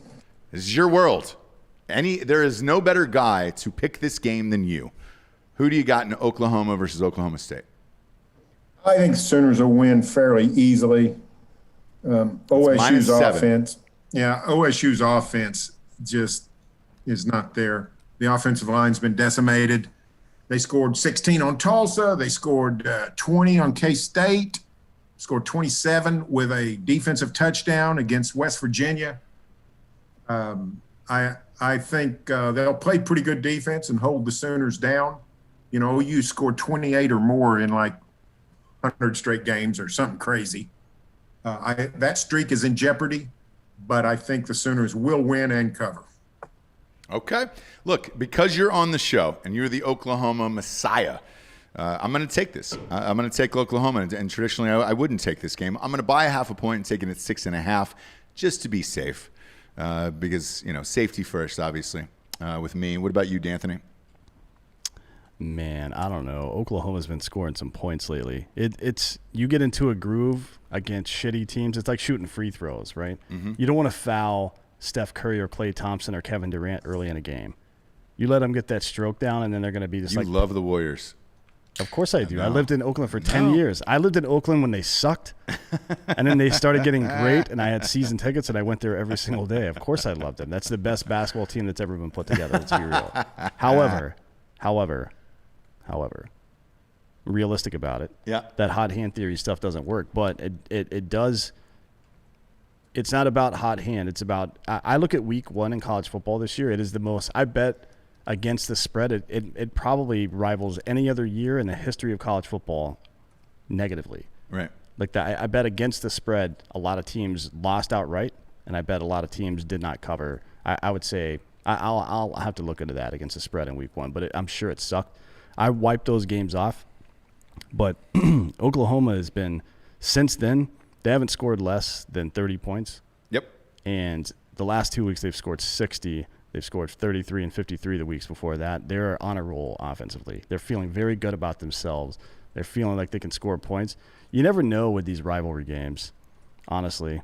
Interstate rivalry games, or any Texas team versus any Texas team, or any Oklahoma team versus any Oklahoma team, or any Oklahoma team versus any Texas team is a fucking toss-up. Yeah. Sometimes. No matter how much talent's on one side or the other, you'll see great Texas teams go into Baylor and get fucking slammed. You'll see great OSU teams or Oklahoma teams get beat by the other side. It's just weird how it works out there. 7, I think, is right for this, to be honest. I think it's the right spread. Who are you taking, though? I'm going to take it to 6.5 and take Oklahoma. There we go. You're I think Oklahoma's a better team. We'll find out. I'm only betting this because of you, Barry. Again, 2 of these I'm going to be able to blame on you at the end of the day. Next up, we got Liberty, the powerhouse. Liberty, number 21 in the nation, against NC State. NC State is favored in this by 3.5. Hugh Freeze just got an extension there at Liberty. Who do you got in this one? I've got Liberty. They've made a believer out of me. They went to Blacksburg and won, beat Virginia Tech. Whew. Sort of a screwy ending, but Yeah. I think they're sort of legit. And you know, if Liberty wins this game, you know, they've got a resume that'll rival any Power 5. I mean, mid-major. Yeah, among mid-major, the unbeatens. Yeah. If you knock out North Carolina State and Virginia Tech both, I mean, those are not great teams, but they're not the dregs of the ACC either. So I sort of like Liberty, and I think they'll win this game. What about you, D'Anthony? Man, that's tough. It is tough. I have a hard time putting my money on a school named Liberty. Yeah. In football, I'm sure Fake Dan will have something to say after this is over, which we'll get to him. You can only play the teams that you play. Mm-hmm. And they've beaten every team that they've played. They're 8-0, yes. The good teams they've played, good team, rather, they played is Virginia Tech. Yes. And they stuck it out and won that game. I think NC State and Virginia Tech are probably right there. Yeah. Talent-wise. Yeah. Together. I don't see – I mean, not that there's any transitive property in sports, but I probably take Liberty on the money line here. That's probably the best bet. Let me look and see what the line is. Yeah, feel free. I am not touching this game. I've seen NC State in person. We just moved from North Carolina. Moved our entire operation here to Austin, Texas. I've seen NC State a few times in person. I don't think much of this team. I don't think much of Liberty either. I think the spread is exactly where it should be. This is one of those trap picks where it's like, hey, here's 3.5, pick one, go either way, and enjoy yourself. The money line is 145 on my bookie, so I'm probably going to take the money line for Liberty. So you think Liberty's just going to win outright? Yep. Man, the two of you guys enjoy that game together. I will not be near any of you during that. Last but not least this week, USC, number 20. Is playing Utah, and this is Utah's first game of the year. Tough one to call. This is USC -3. This is in Salt Lake City. Barry, where you going with this? How do you pick a 0-0 team here? Well, it's difficult. I've gotten to see both of USC's, a good chunk of both of USC's games. Same. I don't think they're all that good. Me neither. But playing 2 games and playing 2 tough games, whether they should have been tough or not, both Arizona State and Arizona were tough games. They pulled them out. I think that's sort of what gets USC over the hump. We saw last week Cal and UCLA out. UCLA is not very good, but they dominated a Cal team that hadn't played at all, and that was with one game. I think USC has a big advantage. I'm going to take USC in this one. D'Anthony? I think that's safe, yeah. I mean, he's right. We talk about this with Clemson every single year. Once they get to the playoffs, particularly in those years where there's no good inter-ACC team to really challenge them, where they play an ACC championship, but it's like Miami or something, where it's a foregone conclusion they're going to win. Now, this year with Notre Dame, we'll see. But in a typical year, we always talk about that, particularly in round 1 of the CFP. Are they going to be able to – how good is Clemson really? Right. And after playing 10 or 11 games during a season, you shouldn't have to ask that question anymore. I think it's a scheduling issue that the ACC has. But he's right. Playing those, and you talk about a lot too, playing those tough games, it's iron sharpens iron, right? You get fucking focused. You expose the mistakes and then correct them very early on. And I think they have – I mean, we don't know what Utah looks like, but there's no way that Utah is better than USC. Well, I'm going to take USC on this one for the COVID shock reason. It seems like every team that has come out and played this year Their first game has gone through this COVID shock of not playing another school. They've been scrimmaging against each other the entire preseason, and it's sloppy. I thought Ohio State looked a little sloppy to open it up, and Clemson and those guys. So for that reason, USC has played 2 games that are relatively close. One they had to come back from 2 touchdowns down in 90 seconds. So, yes, I think they win this game. I don't think it's a pretty game at all. It's on at 10:30 at night, and a lot of people will miss it, and I wish I was one of them.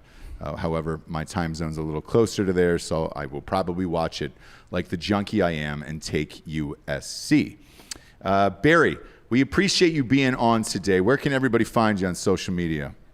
Well, I'm at Barry on Twitter, at Barry Tramel, BerryTramel. And then all my stuff is at oklahoman.com. Awesome. And last question for you. Why the name Barry with the E in it? That's an unusual spelling. I get asked that a lot. I've only come across one Barry besides me that spells his name that way. And of course, that's Barry Gordy of Motown fame. Yep. So, I sort of say if they got a problem with it, talk to Barry Gordy. But I got a great answer. I'm actually a twin. And my mom and dad settled on the names Barry and Terry. Yeah. And I guess they liked BE better than TA. So that's what we got. You guys identical or fraternal? Fraternal. Don't look anything alike. Yeah, he's what does your brother do? He's better looking, right? My twin brother is actually a Bible professor. He was about a 30-year Bible professor. Oh, wow. Now he works in world missions. But he's like a Bible scholar.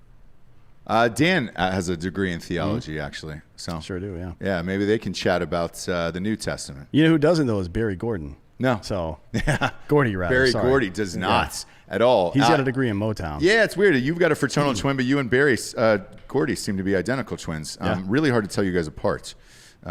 We appreciate you being on the show, man. I've been a fan for a long time, and I know this podcast era is probably fucking strange to you, and you're like, dude, I don't know who these guys are, but we greatly appreciate it. It means a lot today. Well, I've enjoyed it. Thanks a lot. Thank you. Thank you, Barry. Take care. And Dan, we're going to get to your fake picks of the week here. I'm kidding, Dan. They're real picks. Yeah, the of real course. picks is what Right. they are. Do we have a camera on Dan back there? We'll spin it around there. Yeah. On Dan. I tell you what, I'll do sponsors first before we get to Dirty Dan's picks of the weeks. Okay. GhostBed.com/Drinkin Bros is 30% off for anybody who's in the military, a first responder, a teacher, or works in the government in this life. And for the first time ever, man, the rest of us dummies, us dumb civilians are getting 30% off as well. Well, Yeah. I don't know if I agree with that, but it is what it is. It's about time, dude. No. It's about time. I've earned it. I'm a champion. I actually brought a championship to the state of Texas this week. And I'm really, really proud of that. Giorgio, afterwards, bring that championship trophy over to me here. Yeah, I don't think anybody needs to see that. Nah, they do. The whole world needs to see that, obviously. Yeah, Dan, bring it on in. Bring it on in. Right? You can come through camera. We don't care. Come through camera, Dan. We don't care. You're going to be on camera next week. You're going to have your own show, and you're a real big boy, and here's a real big trophy for there it is. Got myself the 5-footer here for coaching the Blue Dragons. # Team of Destiny, # God's Children to the 6 and Under championship last weekend. Woo! Oh, yeah. I'm going to put that big guy down there, right there. Look at that. Doesn't even fit in the frame on this camera either here. Play like a champion today does, though. The beauty of it is I won a championship before Notre Dame has. So that's nice. Well, they definitely haven't won one since your child's been alive. Yeah, not at all. Not at all. So too bad. Sorry that I'm the greatest. And my child actually sleeps in a ghost bed from ghostbed.com/Drinkin Bros. That's real, by the way. They got twins there. So if you're looking for child's beds as well, I let him sleep like a champion, and he's got a ghost pillow because he is a champion. He has earned it, and that is real, by the way. He does have a ghost bed. All my children do. I'm a gigantic fan of that. As always, they got a 36-month pay-as-you-go program. No interest at ghostbed.com/Drinkin Bros. And, I hope GhostBed extends the 30% off to people who are a member of the Blue Dragons. No. Well, they're all children, so Yeah, well, they deserve a bed. They deserve to sleep like champions. yeah, Tim. but they're not capable of spending money on a bed. I don't No, but they can tell their parents to get one. And, we got the big guy here, Coach of the Year. Blue Dragons Team of Destiny. Obviously, coach, father, mentor, husband, and educator is written down at the bottom so you know that it's real. And, big fan of that. We'll get the golden elephant out of the way here for this. Whew. Look at that girl on camera. Man, it's great to be a champion again, D'Anthony. I really can't stress that enough. And killcliffcbd.com, 4 amazing flavors there. Strawberry, orange kush, grape, and mango. 20% off with the promo code Drinkin Bros off a case and free shipping. Any word whether or not they've gotten subscriptions there? Because I need one. I'm tired of just reordering over. Not yet for CBD. I believe they might have it set up on the main site already, but they're working on it for CBD now. Okay. All right. You all set up there? But yeah, now's the time of year, by the way, to start stocking up on that stuff. It is. Yeah, if you what is the today? holidays are here. Today- Thanksgiving is like a week away. Yeah, dude. today's the 17th, so Get some CBD, you bro.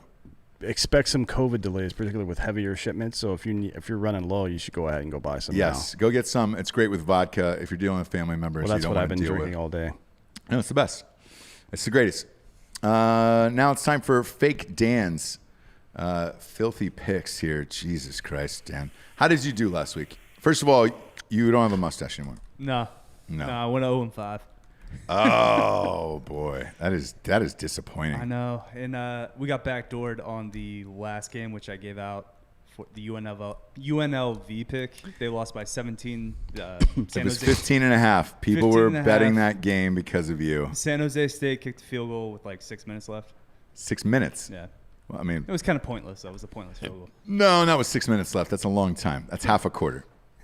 If it was 6 seconds, that'd be another story. But Yeah, that's true. 6 minutes. I mean, No. what are we doing here? What are we doing? So you shaved your mustache and beard.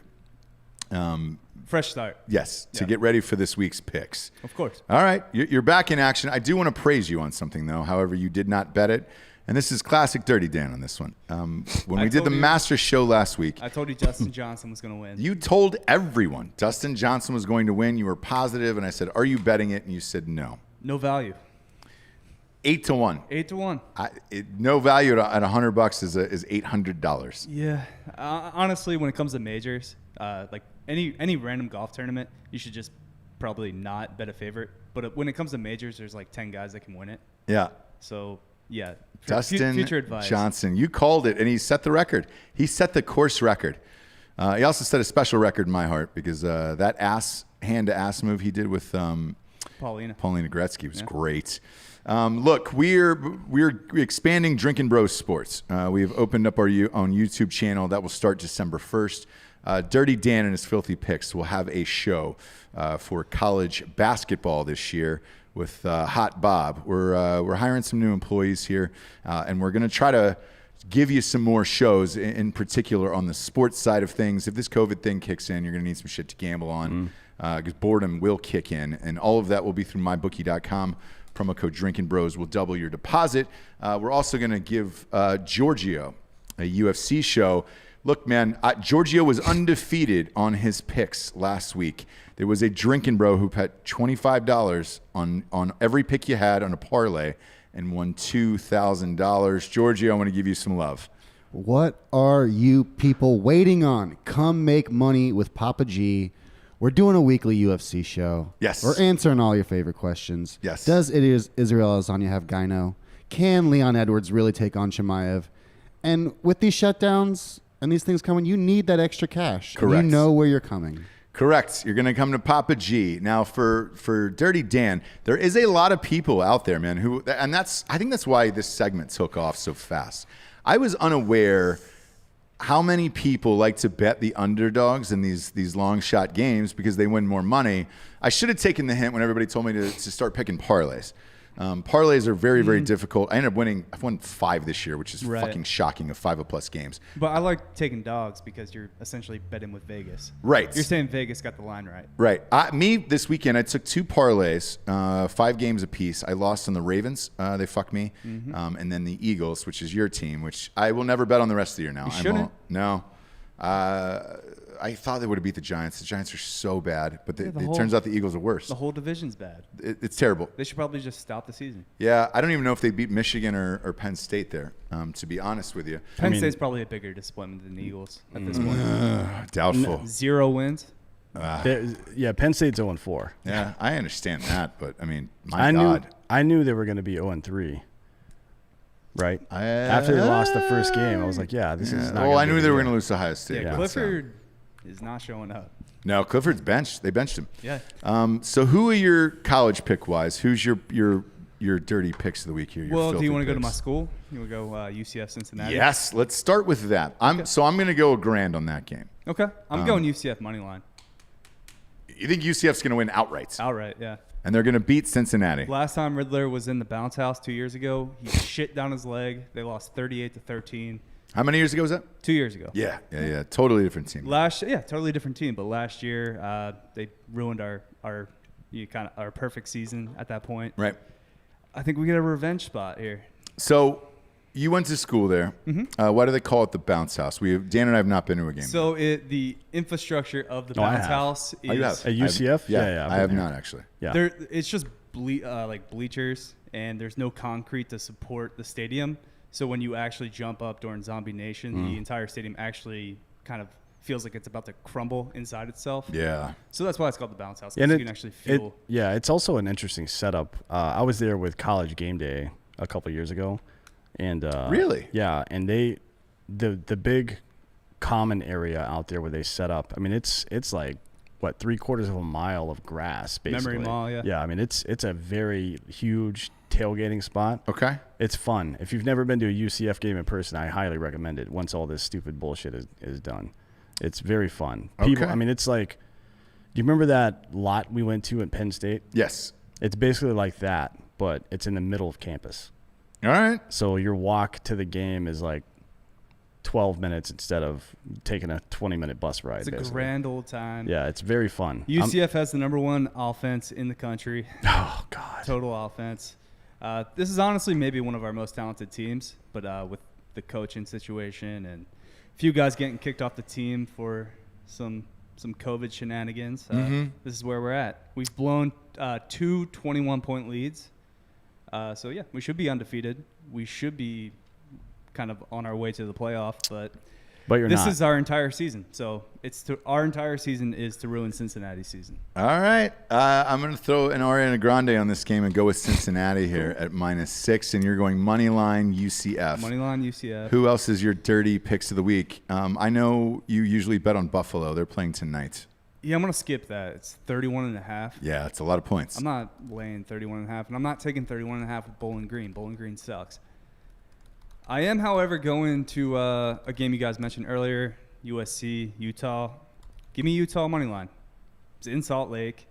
Kyle Whittingham. I know you guys were concerned that, first game. Sure. They haven't been hitting. Yeah, if yeah. you don't think Utah's been hitting in practice with Kyle Whittingham, you don't know Utah at all. Okay. They got Jake Bentley in, the transfer from South Carolina.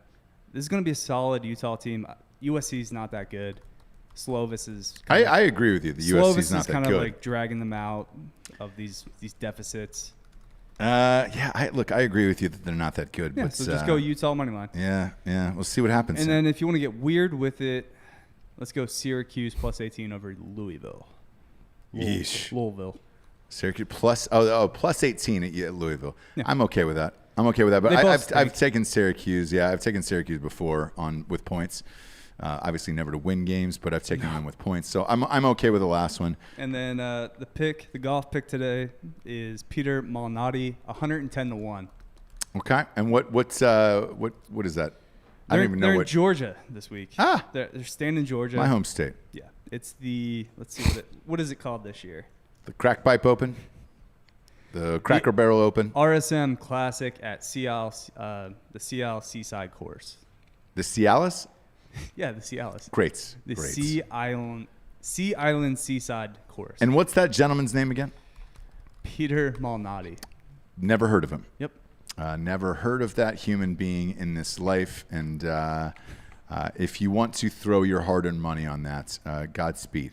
Yeah, on but that. if you want somebody a little bit more like palatable, I guess. Yeah. If you want to throw some money around a guy that will probably be in top 10. Yeah, I'd probably bet him to be top 10. Harris English. Okay. It's a home game for him, so. All right. Yeah. Well, give those picks a spin if you want to. I would recommend just hanging yourself. Yeah. But that's me. And that's Dirty Dan. And Do you I know wanna, you want to have a bet with UCF Cincinnati? you. Well, I'm putting a grand on that game. What would you like? Well, not money, but like. Yeah, like one of these bets, Yeah, like one of a those bets. T-shirt or something like Yeah, that. Yeah. What do we got?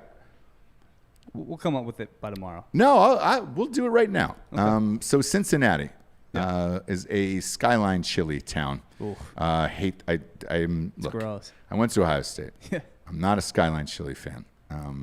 I would like to see you, however, wearing a skyline chili T-shirt Okay. for an entire week. I want you to wear. I want you to smell pink like the shirt. chili. I want you to wear a pink shirt that says "slut" on it. Okay, I'll do that. And then if UCF beats Cincinnati, I want you to wear Mickey Mouse ears the entire episode. I will. I got cans on, but let's see. Is that where you? Is it in Orlando? Yeah. Oh, that school is in Orlando. Yeesh, gross. How about like an astronaut helmet For the entire episode? a COVID helmet for the show? I'll go Mickey Mouse ears. We'll figure it out. I'll go without the cans for it. Yeah, for sure. If that's your claim to fame down there, is that it's there. They don't play in the Camping World Bowl. No, that's like a semi-pro soccer. That's where the stadium soccer now. stadium Yeah. is now. Yeah. It was the worst stadium of all. Is that time. actually an MLS team? Yeah. Oh, Orlando City. And they play Gross. in Camping. That's the worst stadium in America. Agreed. Gross. There's some really Jesus bad like Christ. Electric Daisy festivals there. Ugh. EDM? Yeah. Oh, Giorgio loves it. Fucking two classic dirtbags. All right, we're gonna switch on over to the NFL here, kids, and it was rough this week, to be honest with you, man. The Eagles buried a lot of people. The Ravens buried a lot of people. And then last night's game was horrific as well. The NFL has been tough, man. Look, if you're betting the Steelers, though, all year long, you've been lights out. Well, I was 4-1 in the NFL last week. I picked the Colts to win. I actually bet the money line on that one. Yeah, I did not take that game. I didn't like that game, and sure enough, man, because gun to head, I would have taken Tennessee in that game. I took Tampa Bay -5.5, Raiders -4.5, and I took the Seahawks Rams under. The only loss I had was the Packers. That was a shitty game from them. So I had the over in the Seahawks game. I had the Raiders game. I was fine on that. I took Tampa Bay. I took the Steelers. Where I got crushed was, Ravens, Eagles, and then Seahawks, man. I think something is wrong with Russell Wilson, by the way. He did not look good in that game. As a matter of fact, I think he's got a shoulder injury. He might. I honestly, if you look at, I know this is not the only measure by which this is decided, but this is actually going to be a big week, and we'll get to that soon. Kyler Murray is, if he has a big week against Seattle this week and they win that game, he's made himself a pretty good case for MVP. Yeah. Right? Yeah, That's fucking crazy to say that. The last 2 weeks for Russell Wilson have been They've awful. been really bad. He's Lamar regressed Jackson, a lot. they have figured him out. I know a lot of our listeners, by the way, hammer the like button if you're watching at home, but I know a lot of our listeners were saying that they figured out Lamar Jackson, and I agree with you. That appears to be what has happened here. He does not look great. This seems to be a cakewalk for Mahomes and the boys, as long as they stay healthy to go to the Super Bowl. Yeah, I don't see like who can challenge anybody them. in the NFC. I mean, it's gonna, maybe Pittsburgh. Pittsburgh's got a great defense. That'll be the AFC Championship. Looks like if all things being equal right now, I would say it would probably be the Steelers and the Chiefs, and that looks like it would be the de facto Super Bowl because I don't think anybody in the NFC can challenge either one of these teams. However, to go back to Murray, he's on pace right now for 1,000 yards rushing. Yep. And about 4,200 yards passing, 30 touchdowns, another fucking 15 touchdowns. He's already got 10 rushing touchdowns this year. He's looking at about 15 rushing if he keeps on this pace. And I don't see any sign of them slowing down. You're talking about creating 45 touchdowns with 4,000 yards passing and 1,000 yards rushing. That is an MVP season. Yes, 100%. It's very bizarre that they still haven't been able to. When I say they, I mean the league. And the NFC is weak this year for sure. But it's very bizarre to me that the league hasn't been able to figure out Kyler Murray yet. Same, because he's so tiny. But that'll lead us off this week, actually. It is the Cardinals and the Seahawks. That catch DeAndre Hopkins made was pure insanity. Is one of the best. Oh, by the way, I won that Bills game, too. Two strange games that I won before we start this were the Bills at -2.5. Even on the Hail Mary, they were up by 2, decided not to kick the extra point, which I found really interesting. That got me that game by 0.5 point. And then I had the Texans at -4, and +4, and then Kareem Hunt decided to run out of bounds at the 1 yard line at the end of that game, and he saved the day for me, not for everyone else, especially Browns fans. But they got the W. Strange week in football. We'll see what happens this week. We're leading off Thursday night with a banger. I mean, this is it. This is the 2 MVP candidates right here. This is Kyler Murray against Russell Wilson. Spreads at -3 for Seattle. Arizona's hot. What do you think, Dan? Man, I don't know. Honestly, -3 is probably about right. It is, yeah. So if I'm going to bet this, I'm going to take Seahawks 2.5 if I was going to bet it, but I'm not, because I just want to watch this game and see what happens. Same. I'm a dirty degenerate, so I might take this down in 2.5 and just throw some secret money on it and not tell anybody about it. But I'm with you. Like, this game is going to be awesome. There might be rain in the forecast, so watch out for that. We'll see how that affects people. Look, Seattle's got 2 running backs out. I don't know what the fuck is wrong with Chris Carson, but all my fantasy teams are blown up this year. Injuries across the board. Chris Carson is on a bunch of them, and this guy is questionable, then he doesn't play. Carlos Hyde is out. I don't know who they're down to running back for Seattle. The Cardinals are doing this without a superstar running back, and they got Kenyon Drake. It's just that fucking dude. And then it just seems to be Kyler Murray running the ball all over the place and then chucking it to DeAndre Hopkins. DeAndre Hopkins is on pace for 135 receptions this year. Well, I mean, Kenyon Drake is on pace for 1,100 yards right now, too. Which is okay. It's strange. It strange is to me. It is strange. DeAndre Hopkins, by the way, if there's a better receiver in the NFL, I don't know who it is. I don't either. I mean, it's Julio Jones, DeAndre Hopkins, and honestly, DK Metcalf probably at this point. Yeah, I mean, look, OBJ is gone, and I'm not an OBJ guy anymore. No, he can't. But I get it. He can't throw himself the ball. I think talent-wise, he's probably up there, but he can't throw himself the ball. Hopkins is it's hard to say who's the best, right? Like, imagine DeAndre Hopkins or Julio Jones or DK, any of these guys on a team with Aaron Rodgers, and it makes Devontae's comments about being the best receiver in the league. Mm-hmm. Like, come on, man. Like, yeah, you're great for sure, but the best? Yeah. I don't know about all that. I don't either, man. I would put Hopkins at 1 at this point, and that's before the Hail Mary, to be honest with you.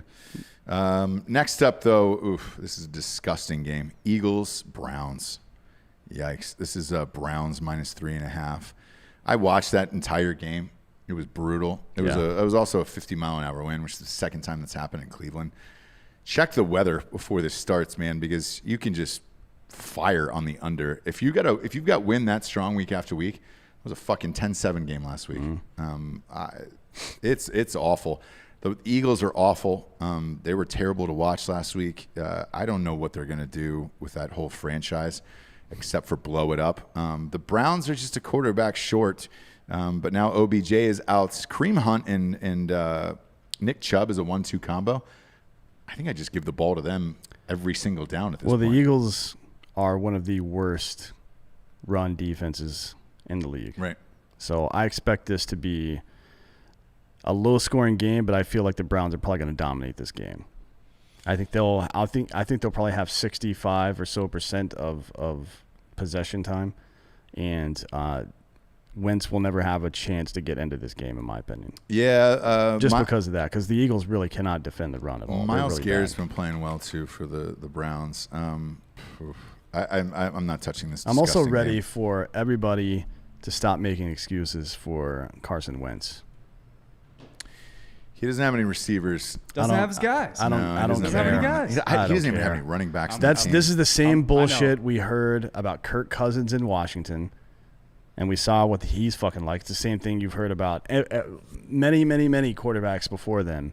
And at what point did a quarterback who consistently underperformed, did you bring in great players and all of a sudden they got great? It Right. doesn't happen. He hasn't been the same since he got hurt. No, the it first doesn't time. happen. Carson Wentz is a very dynamic player, but he doesn't have a mind for the game. His check down, the reading progressions, the fact that he can't, I don't know if it's ADHD, maybe he needs Adderall or something, but he can't stay on a fucking game plan to save his life. It's not about injuries for me. It's about he's not mentally tough enough to play quarterback in the NFL. That's my opinion. Yeah, I don't know. I still like Carson Wentz. I'd like to see him with a complement of any weapons.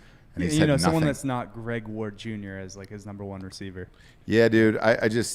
There's no one there. I mean, even the tight end's out. Ertz is out. Ertz Like been out, the whole yeah. fucking team is in shambles, man. That's the last few years though. The Eagles just Yes, they've been injured. They've been terrible. Deshaun Jackson plays one game and he's out. I don't like this game at all. Congratulations if you're a Browns fan. You're 6-3, but it's ugly. These wins are ugly. Baker Mayfield is still terrible. Next up, we got the Falcons against the Saints. This is an interesting one because Drew Brees, he got broken. Yeah, he's out, right? He's broken in half. They have not said that he is out, but he has broken ribs, and there's rumor 3 broken ribs and a punctured lung. Yeah. But I have not heard that he's out. Do you have that he's out yet? we can look. But I mean, is I it don't- Jameis time? Yeah. It is. Jameis played last week, so it's Yeah. Saints -5 in this. Am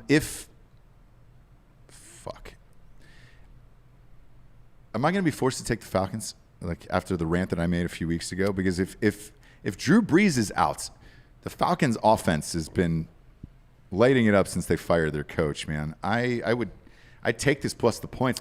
I'd take it plus the teaser too, man. You get 11 on that 6-point teaser Not a chance. Not a chance, my man. against Jameis Winston. Against the Saints defense, which is a top 10 defense. They have a good defense, but how are they going to play any offense? With Jameis Winston and Yeesh. Alvin Kamara. I watched the second half of that game. When Jameis Winston is in, they didn't score for shit. No, of course not. But that's the first half of the first game he's been in. They'll probably struggle in the first 1.5 quarters of this game, and then they'll start coming on and scoring points. I mean, Winston's he can put up points. He just turns the ball over. Yeah. Yeah, and he's going to turn. I mean, is anybody else out for the Saints other than Breeze? If he is indeed out, I don't know the answer. No, to Michael that. Thomas was healthy. Kamara was healthy. All those guys played last week. If Thomas and Kamara are in the game with the Saints defense, I don't think Atlanta can beat them. I'm going to jack this up in a teaser. And -5 take though Atlanta is a minus bet. 11. I Yeah, would, dude. I would have taken it at. I would have taken it if it was -3. I probably would have taken it at 2.5. To be honest, I don't think I'll take it at -5. That seems like a lot for a guy that's unproven. I think personally, I believe that Winston's probably going to throw 3 or 4 touchdowns, and Atlanta's going to get blown out here. You want to hear a shocking stat about this? Matt Ryan is on pace for 5,500 yards passing this year. Mm-hmm. I don't know. Is Breeze definitely out? They're not confirming it, but it looks like it. There's Yeah. no way he's Yeah. coming back Yeah. No. with a punctured fucking lung. There's no way. You gotta Ah. wonder if Jameis is still point shaving, Yeah. What's he doing, dude? What's he fucking doing? and he's got LASIK, so he can see now. Well, I couldn't see last week. We'll see. Have we seen him in a Terrible. game other than last week since he got that eye surgery? No, that's been it. I'm gonna take this teaser on this and go to Atlanta -11 and some form of teaser in this game. Breeze is listed as out right now, He should be. but that doesn't mean anything. But yeah, he's probably out. Next up, we got the Bengals against Washington, the Washington football team. If you're trying to find a positive in this game, because this is an awful game, it's a team that's 2-6-1 against a team that's 2-7 here. This is Washington -1.5. Is Alex Smith had over 300 yards passing last week. I'm taking the Saints and that was fun. -5. by the Are you way. really? Yeah. With Winston? Yep. Gross. Yeah. We'll make this our Fight Club game of the week. I'll take the Falcons in Okay. this one. I don't think Winston's going to do anything, but man, this Bengals-Washington game, man, it's great to see Alex Smith back. This is a terrible football game, and my guts would say the Bengals in this, but I wouldn't bet on it, to be honest with you. Joe Burrow's on pace for 5,000 yards passing this year. Pretty incredible. Next up, we get the Lions against the Panthers. There is no spread in this, and I think it's because Teddy Bridgewater's got a knee injury, and I believe CMC is out.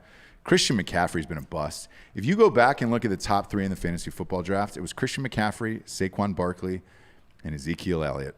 All of those guys have been busts this weekend. I've got Zeke this year. It's been terrible.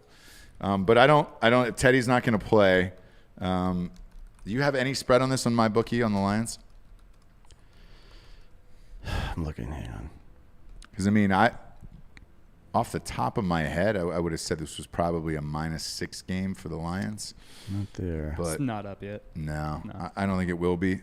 Teddy Bridgewater's he might have died. Not sure yet. I don't see. It says his knee's okay, but status is uncertain Yeah. after an MRI. Yeah, there's not a line on any site that I can see. Yeah. Look out for this one later on in the week. The Lions are 4-5, which is better than the entire NFC East. So we'll see. Next up, we got the Steelers against the Jaguars. This is -10 for Pittsburgh. Surprised this spread isn't higher, to be honest with you. I mean, the Steelers will coast to a victory here, but it'll probably be somewhere in the 10 to 13 range. Right. Because what's the point? I mean, these are two pretty good defenses. Despite the fact that Jaguars are 1-8, they've played a lot of good teams really close defensively this Just year. gave Green Bay a game. Yeah, they kept they held Green Bay to 24 points, something like that. So I mean, this is Yeah. I think this is going to be a pretty low scoring game. So does Vegas at 47.5 under, but 10 points. I think you're pretty safe on this. Okay. At 10 for the Steelers. Okay.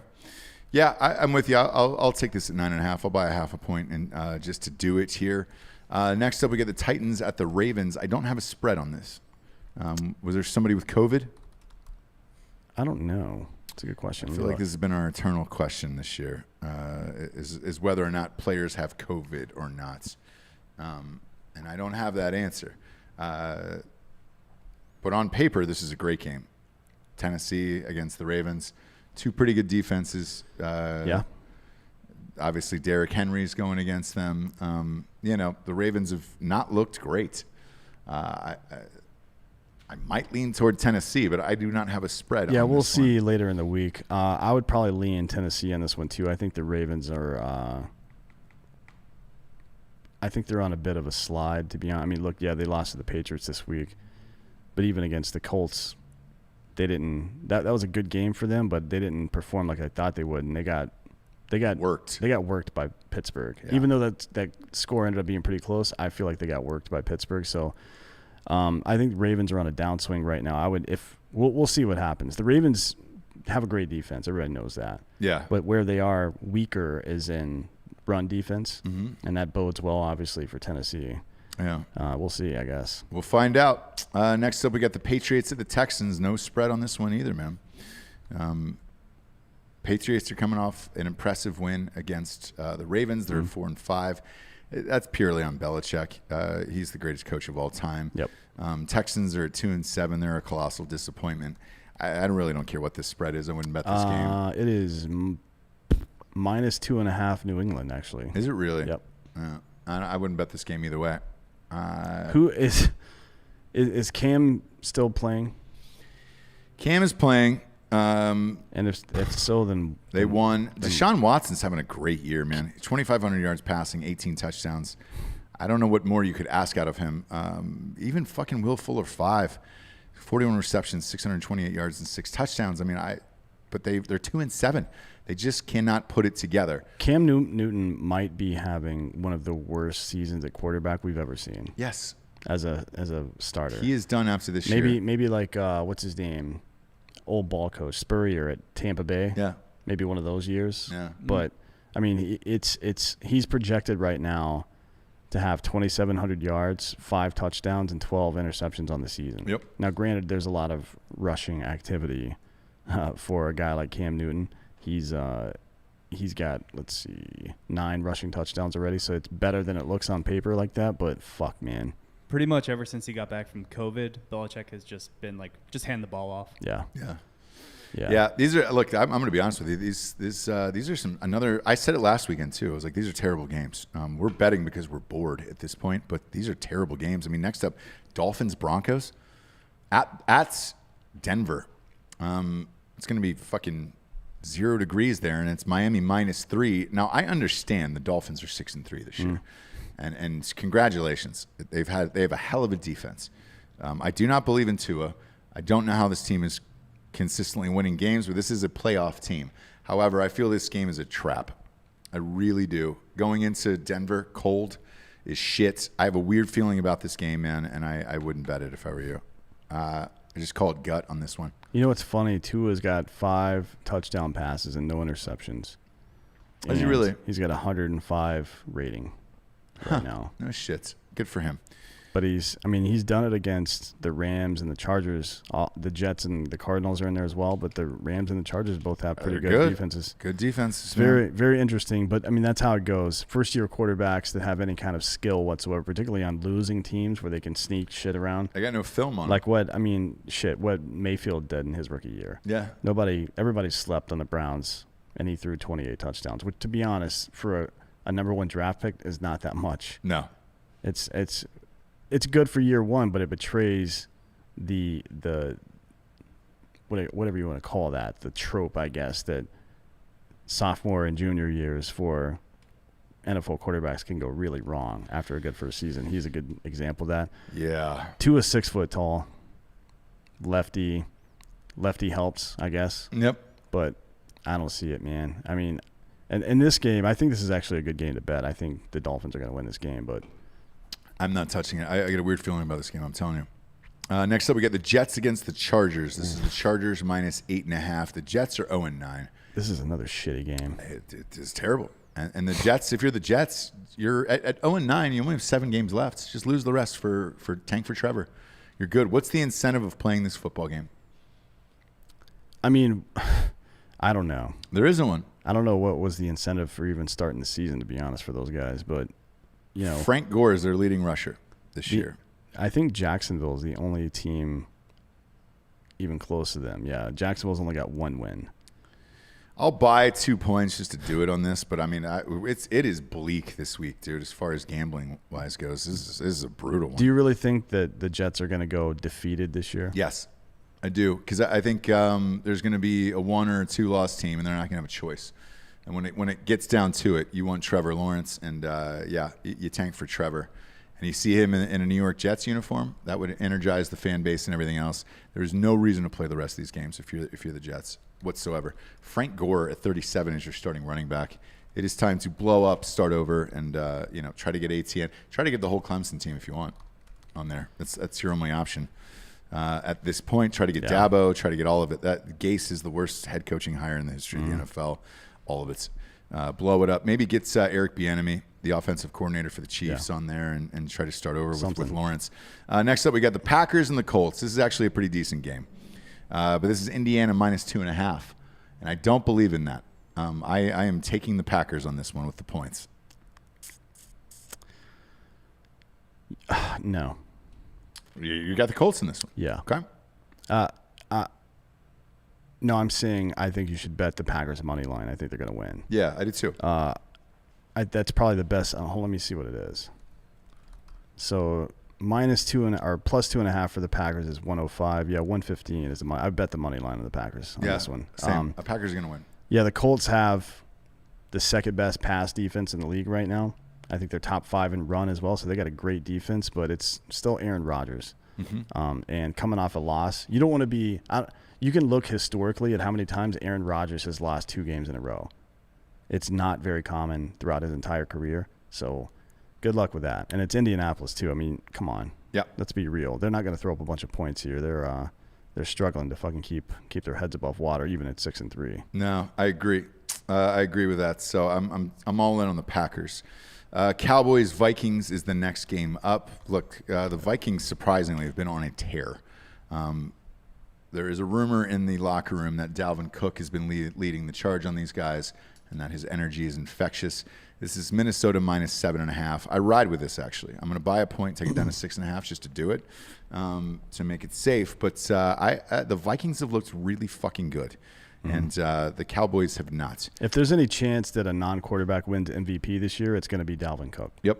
He's 46 yards away from 1,000 already. Yeah. And that is crazy. He's going to have 1,600 to 1,700 yards. He's going to have somewhere around 20 rushing touchdowns. And you can add on probably 3 receiving touchdowns as well. I mean, he is balling the fuck out right now. He is, however, still Kirk Cousins.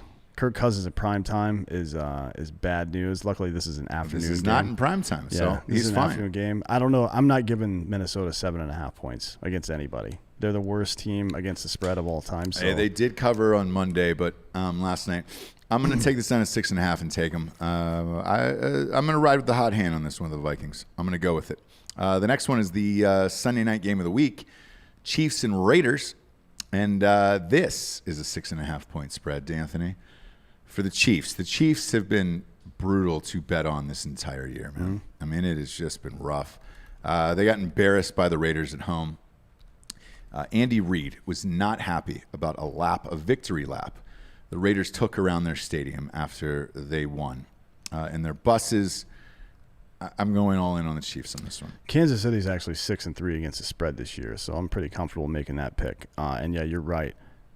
Getting beat in their own stadium and now going to Vegas on a Sunday night. Yeah. They're not going to get embarrassed on a Sunday night. No, I honestly think this should be a 13.5 point spread. Whew, that's high, but look, they're both Raiders are 6-3. You don't want to piss teams off that have that kind of talent. That's just how it is.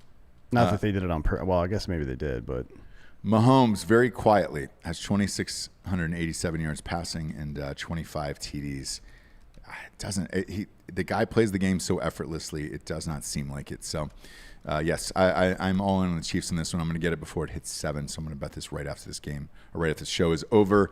Last but not least, we got the Monday night matchup, Rams against the Buccaneers. This is also a good game. So, yeah, look, Thursday night game is good. Sunday night game is good. Monday night game is good. All right. This is starting to turn around a little bit here. This is Buccaneers -3.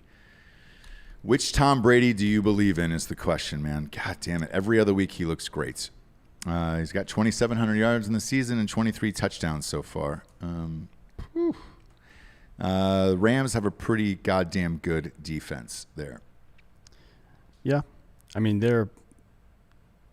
they are a, for sure, top 5 defensive team. Yeah. There's no question about that. The Buccaneers might be a top 5 defensive team, especially against the run. You cannot run the ball against them. They give up like 75 yards a game on the ground. Right. Not that the Rams are really going to be depending on their ground game that much. I mean, I don't know who the fuck Darrell Henderson Jr. is, to be honest. He's a great man, and he's a father, and he's a leader in the community.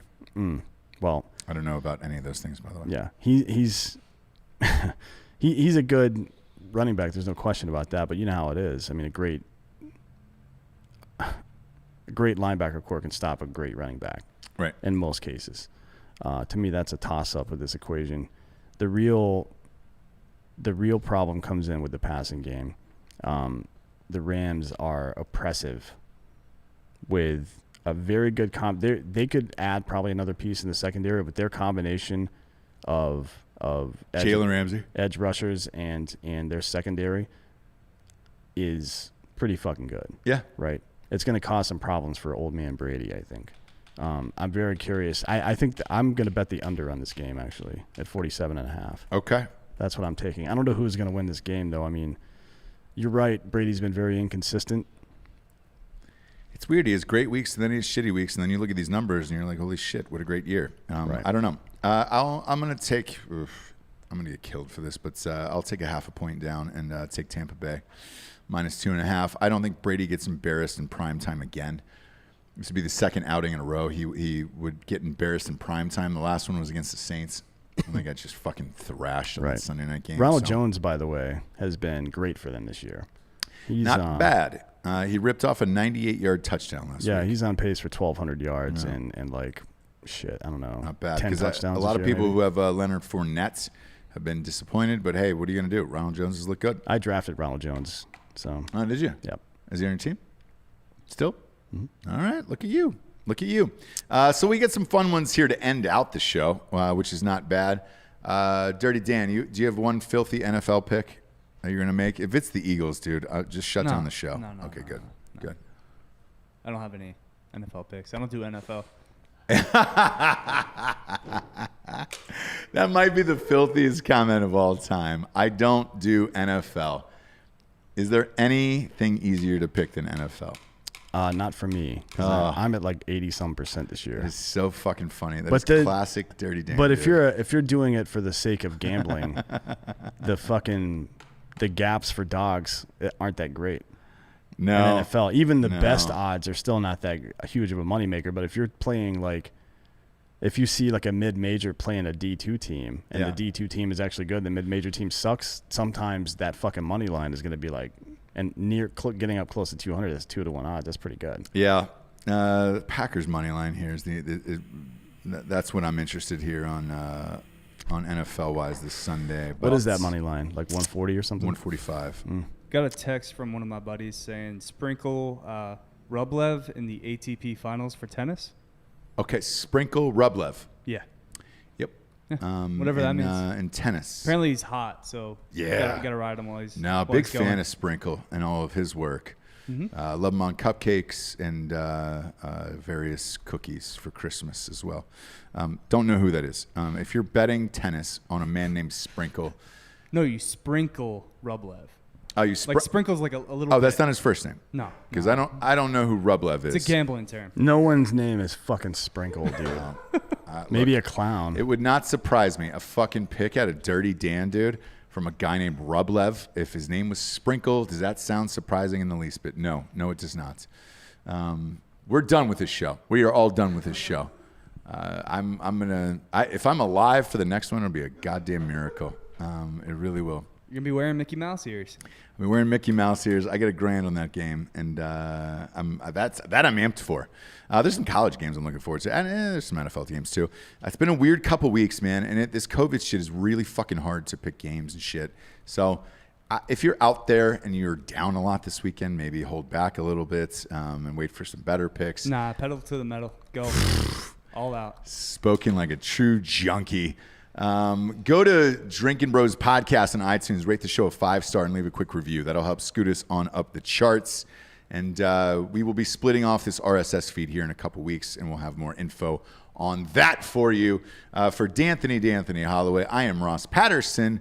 This is the Drinkin Bros Sports Companion Show. Good night, everyone.